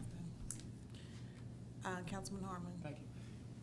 Councilwoman Hiller, I would be interested in your categorization of the various entities and function and whatnot. I would be interested in, I would be happy to do that. maybe in a, Mm-hmm. yeah, I think that would be helpful to me. Okay, I'd be happy to do that. Hoping these guys will give me the Excel version. I was just so gonna, it's I was just gonna easier. offer, do not retype, we will get you the Excel version, absolutely. Okay, I are asked for it. there any other motions? I'm just gonna qualify my vote. The reason why I can't support just saying $400,000 is that we just cut $79,000 out of it. And I would think the good folks at Pappin's Landing need their $8,650. Topeka Lulac needs its $9,000. I mean, these aren't arbitrary numbers. These are the numbers that they requested. Now, if we wanted to gut out $75,000 to downtown Topeka, I could fully change my vote and support this for the number, because then we would be at, but I But I'd be more comfortable in the. I think we're gonna come back and do that. I think we can come back and do that, Chad, and say that. But he needs a number to know what to put in there, so we could work off of. If that's what you strongly feel, you could come back and say, let's just cut this one out, or let's just give this one, this amount. You don't have to, it doesn't mean everybody's gonna take a hit. It's what we decide to come back and what's important to us. Does that make sense? But we have a number, $479,000. That's the number that they projected.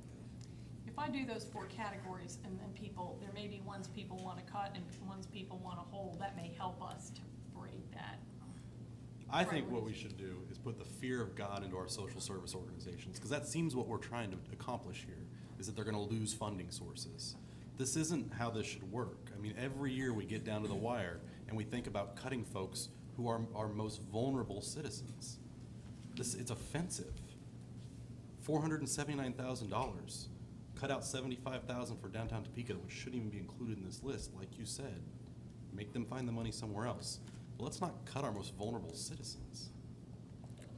Thank you. Anybody else? I understand what you're saying, Chad, I do. But just as, I have to echo what the deputy mayor said. LULAC grossed their highest amount they ever have during their Sweetheart Dance this year. They thought outside the box. They did. It is for, if you're a social service and you're a non-for-profit and the concept of providing a service for those who are needy is also part of your duty to make sure that you are thinking outside of the box, generating extra revenue where you can. Slapping up a few solar panels so you're offsetting your utility costs, you know, that's their job. It's not our job to be the life source for them. If I may. Yes, you may. I would argue that $9,000 is the life source. What I'm upset about, or what frustrates me, is that, do we need a better process for finding out if these folks need these funds? Probably. Yes, we do. I'm not making that argument. The argument I'm making is that this council functions all year long. And for us to have this argument down on the wire saying whether or not somebody has the justification for needing $9,000 is completely unreasonable, especially the folks that are counting on this money to be a part of their budget process. Do they need it? Maybe not. Are we helping move them along by giving them the $10,000 a year? Quite possibly. But because we have no process or mechanism to gauge that, we have no way to venture a guess at what we're doing.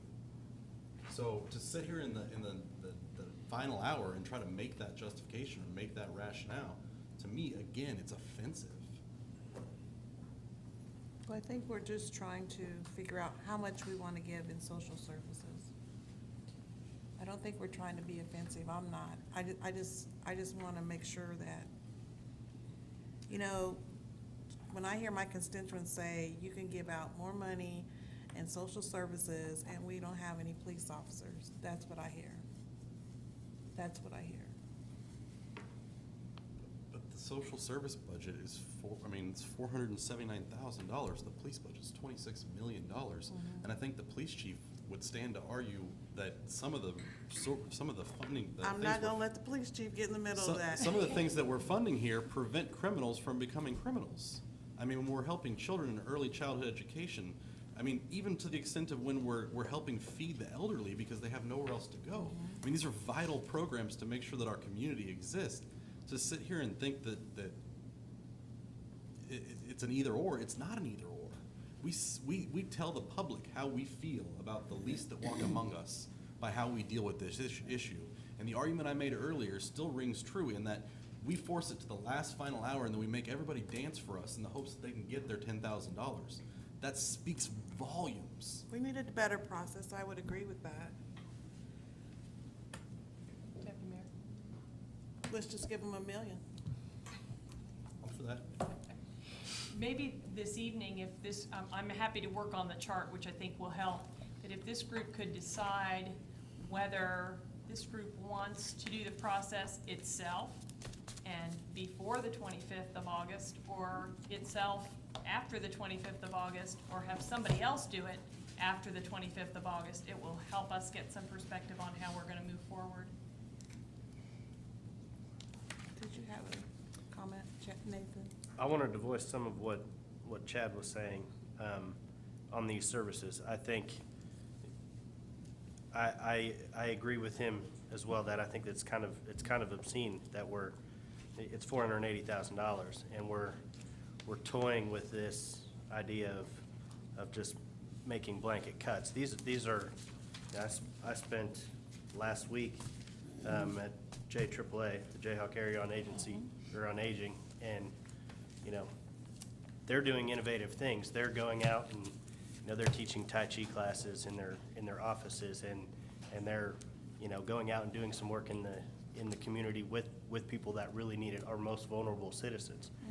And they also have new CAN-CARE laws in place that mean they're not only working with aging now, they're also working with developmentally disabled. And those kinds of things are I mean, these are the kind of people that are doing those things. I have no problem saying that, you know, our priorities are with those people, and we're not going to cut that budget. I would have no problem saying we're going to stay the same. This is a $480,000 budget. This is not a $30 million or a $20 million budget. This is not a major piece of the budget, But it is a major piece to a group like JAAA, who has waiting lists, and we're not just cutting $5,000 from them, we're cutting 25 people that aren't gonna get services, that are in their 80s and are homebound by doing that. And I think the idea of breaking them down, that Councilperson Hiller recommended, I'm fine with that. I also think downtown Topeka being included that is questionable. I would like to know why that's the justification for why they're even included with this group. As far as the process goes, the process is secondary to the idea that these groups need to know that this money is going to be available. That's the part we're working on right now.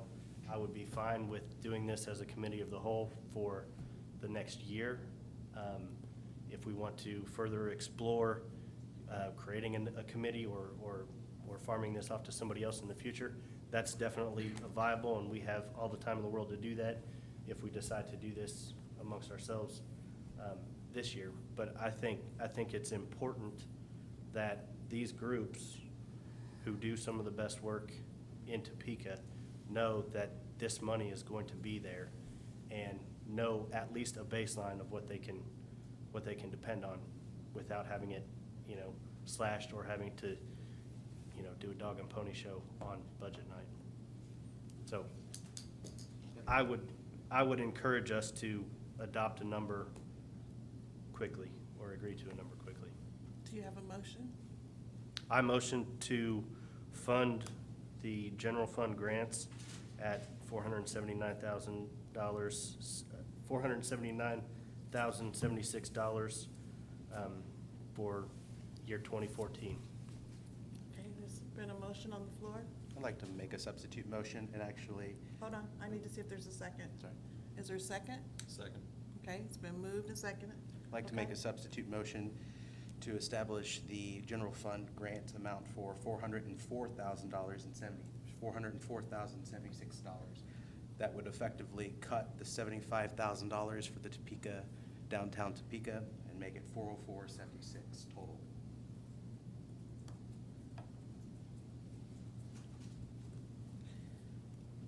Is there a second? Can I second the substitute motion?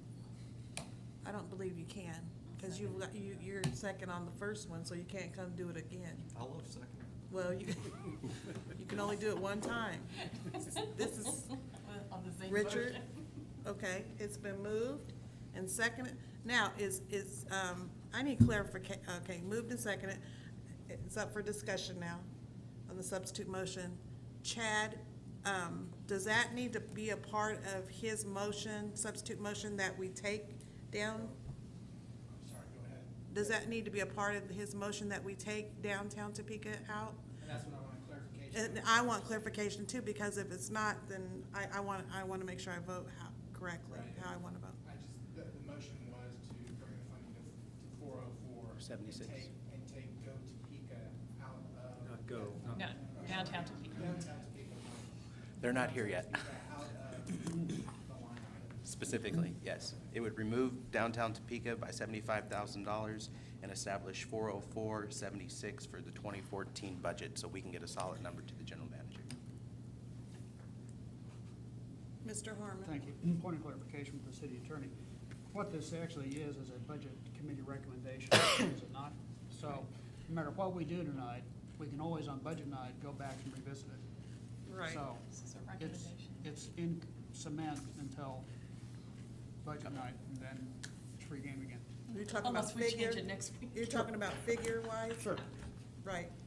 Anything we decide tonight is simply a recommendation. And the reason why I'm asking for that clarification, Councilman Harmon, is because we just had a figure of 425 that got shot down. Because they said, well, that means poor little this person's gonna get taken out, okay? I understand. So I would like to see it lowered. We just don't have the money. All of our departments have been asked to be cut by 5%.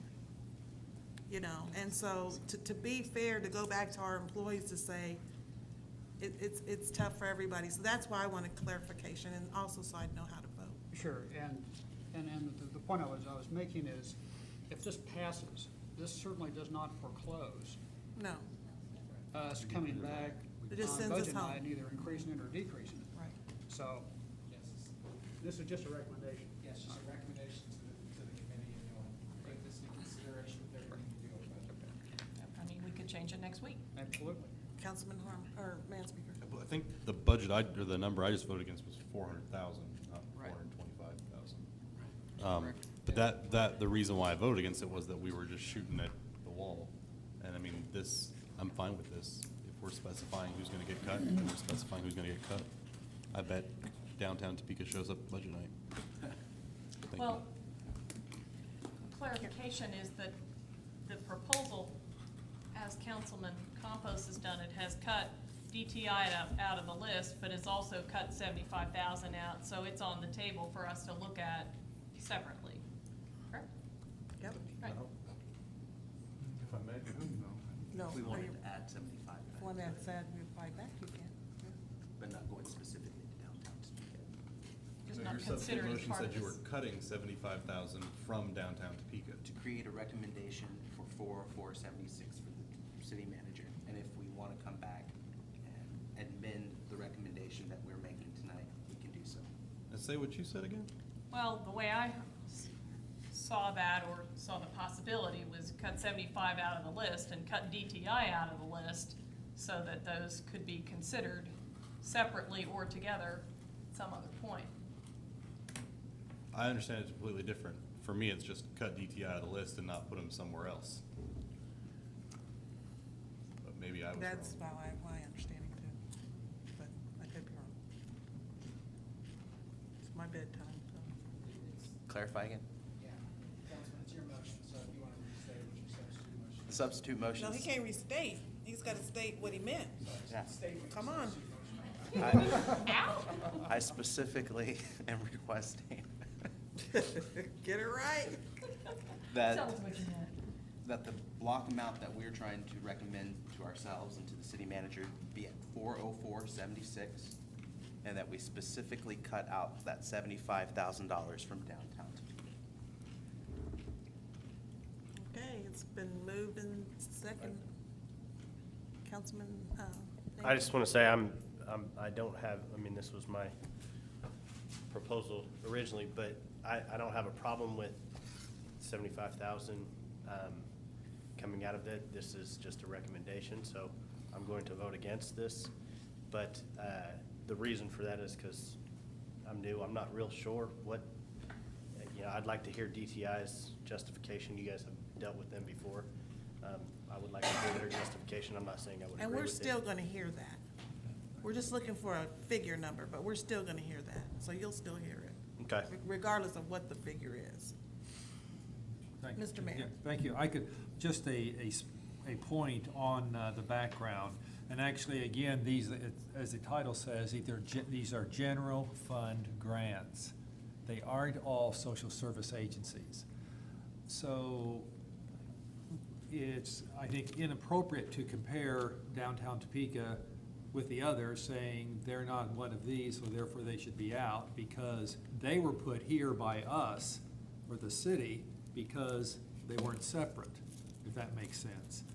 A number of years ago, the downtown Topeka came to the city requesting funds to help pay for the facades.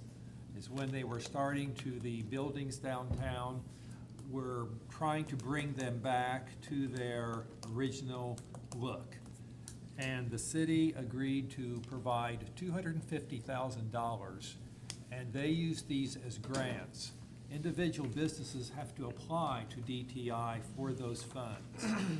And they would usually have to provide the majority of the funds, and then there would be a small amount of these funds that were used to, actually, preservation. It was for preservation, bringing them back to the way the original look was. And then through the years, as we have not had the funds, the amounts have been reduced until now. This last year, it was at 75,000. And that's what it's been the last few years. So that's just the background of why they're here and what the funds are for. I'm not saying that this is right or wrong, but it's really comparing apples and oranges, unfortunate to them, that they're put in with the social service grants. And so that's the background of where they're, the purpose for those funds. Thank you. Any more discussion? All right, we have a motion on the floor, and it's been moved and seconded. Substitute motion.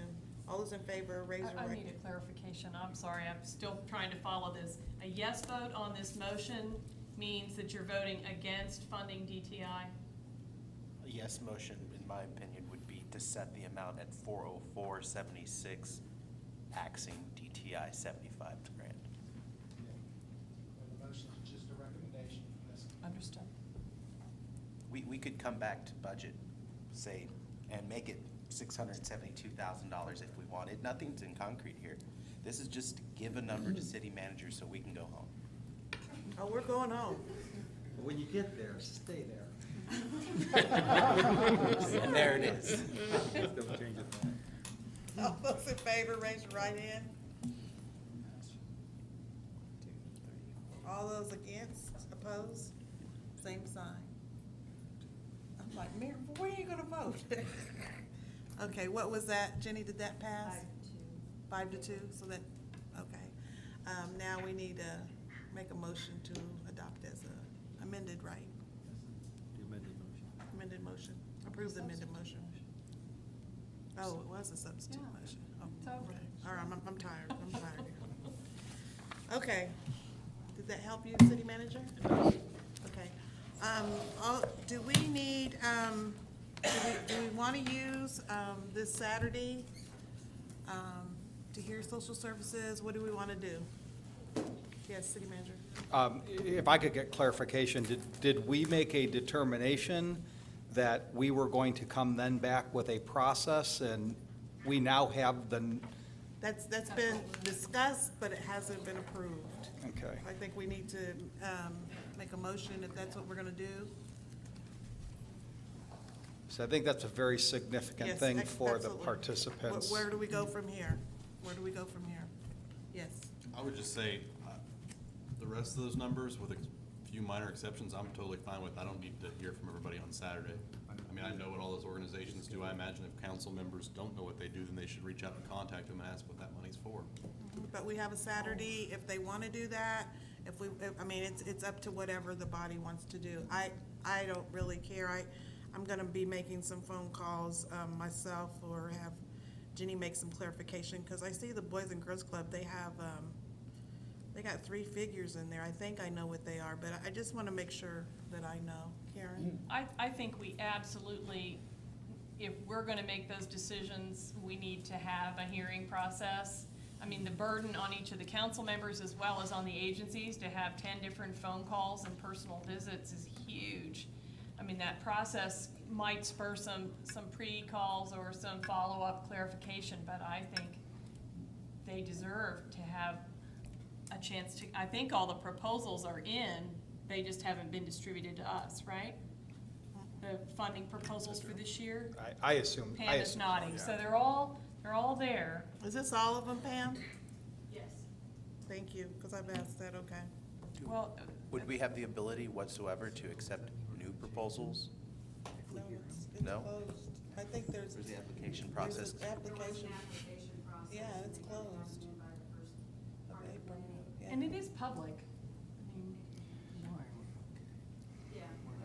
Was that through H&D? Yeah, Was that through H&D? no. No? Okay. Council, city manager. Thank you. This has been a very good discussion. I know that we're willing to go wherever, obviously. We can be prepared to provide a packet, and then we can have discussion if you, so just provide direction to me. We have all of the information provided to you, and the commitment is very early, we will start working on the 2015 process so that we don't find ourselves in this position. Right, because we should have been, in the past, we've had already a packet full of social services that you could go through. And I haven't seen that. Is that correct? We don't have, we haven't been given that, correct? That is correct. You have not been given that. Okay. And I'm not totally familiar what the past practices were as No, our. that's okay, that's Yeah. okay. What I would like to just, Because this is, I just want everybody clear, this is who's applied for the 2013, and then we should get a packet with a copy of their applications. That's how it's done in the past, correct, Pam? That is how we. Yeah, and I would like that, and I think that would be helpful. But my question to you guys is, where do we go from here? Do you guys want a separate hearing from budget night? Or do you want to do it budget night? I mean, we've done it both ways, so there's not a wrong or right. It's whatever you guys want to do. Councilwoman Elaine. Thank you, Deputy Mayor. Well, I don't believe it's a song and dance when they come and tell us what they do and why they're asking for the money. That is way most governing bodies, when you hold the purse strings to somebody asking for money and doing, what they're gonna spend it on. So I would like to hear from people, especially, I don't know what that Keep America Beautiful or whatever, I don't know all of them. I've not been on the council before, and I think we should have a process where they come and tell us what they want and what they do. They're used to that process. They're used to it. Could we use next Saturday as a opportunity? It's up to this body, whatever we want to do. We just need to know so we can get notice out. We wouldn't be. Councilman I- Nathan. I think, I may be wrong on this, but what the city manager's saying is that the process we can figure out. The number is what we need now. And you're right, but we need to figure out if we're going to, we've noticed up our budget session, our budget meetings for the next Saturday to follow. So if we're going to use that, we need to publicly notice them, and we need to have Jenny notify them in a certain amount of time to get the agencies together if we're gonna have a hearing process or a presentation. She needs time to do that. That's what I'm asking. We've already got the money set aside or that done, but we need to know what we're going to do with them. If we're gonna hear from them, if we're just gonna read our packets, or however we decide to do it, we need to decide now so staff has direction on which way they need to go to make that happen. That's where I'm lost.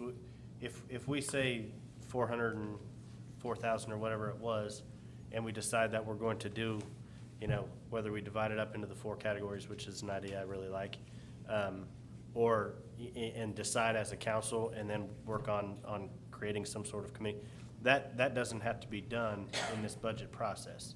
Deputy Mayor?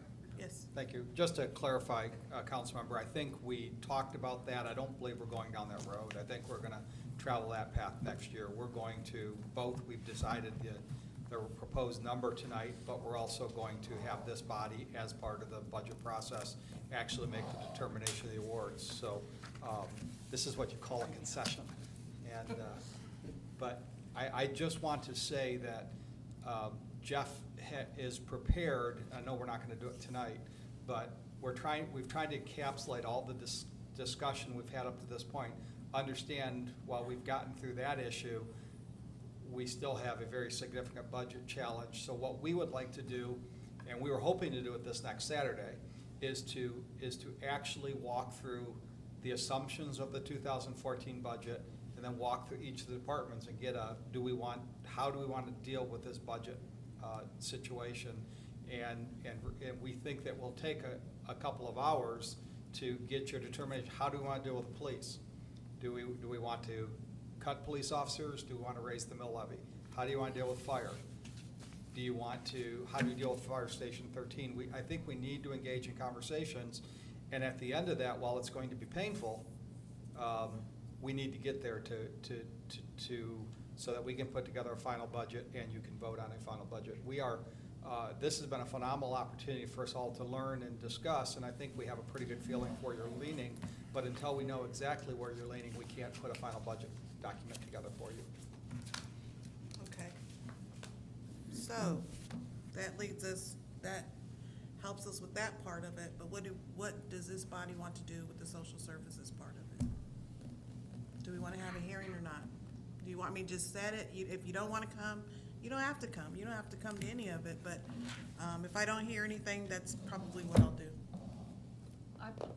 If we do the we use our Saturday time that's already scheduled for the social services hearing, which I'm fine with, because it sounds like we're on it and we want to just get on it, then do we need to schedule another time for this discussion on the entire budget?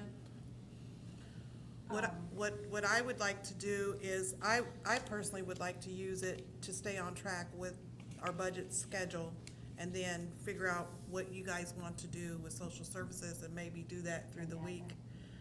And then just have that just totally separate. I think, to me, it works out better, and, but that, I'm only one person, I'm fine with it either way. no? The committee can meet when they need to, they can, as long as we notice it up, and then we have a hearing, then we can do that, it doesn't need to be an official motion or anything. So is that okay with everybody? And those who wanna come can come, learn more about it. If you don't, you can get it off the tape or whatever. But it's past my bedtime, and When is it gonna be? Saturday. Saturday, we'll just talk budget, unless anybody's opposed to that. I'll So- direct the city manager to just talk budget, where we can make some cuts, answer any follow-up questions. What are we gonna do with the police? What are we gonna do with the fire? What are we gonna do with everybody? What are we gonna do? And then, I don't, if he says that takes 2 hours, I could see it maybe taking a little longer than that. I would like, I'm gonna do social services, I'm gonna plan that to do that separately. So let's just talk budget on Saturday.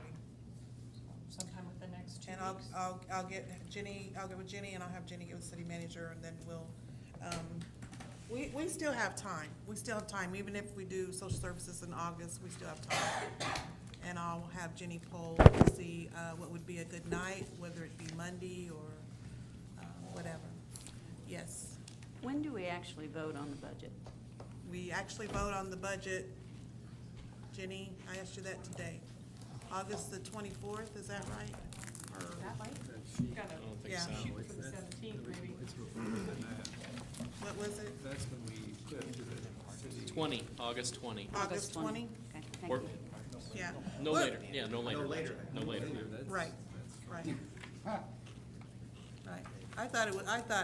Anyway. We have the statutorily required public hearing noticed for the 13th. You can't adopt before you hold that public hearing. You could adopt that same night, which a lot of communities do, or you could do it the next week as well. So we're way above schedule, but, okay, well, we will, talk more budget on next Saturday, or this coming Saturday beginning at 9 o'clock here. And Jenny, will you check and see if the LEC office is available? Or if this is this classroom? Is there any other comments or concerns or questions? Motion to adjourn. Granted.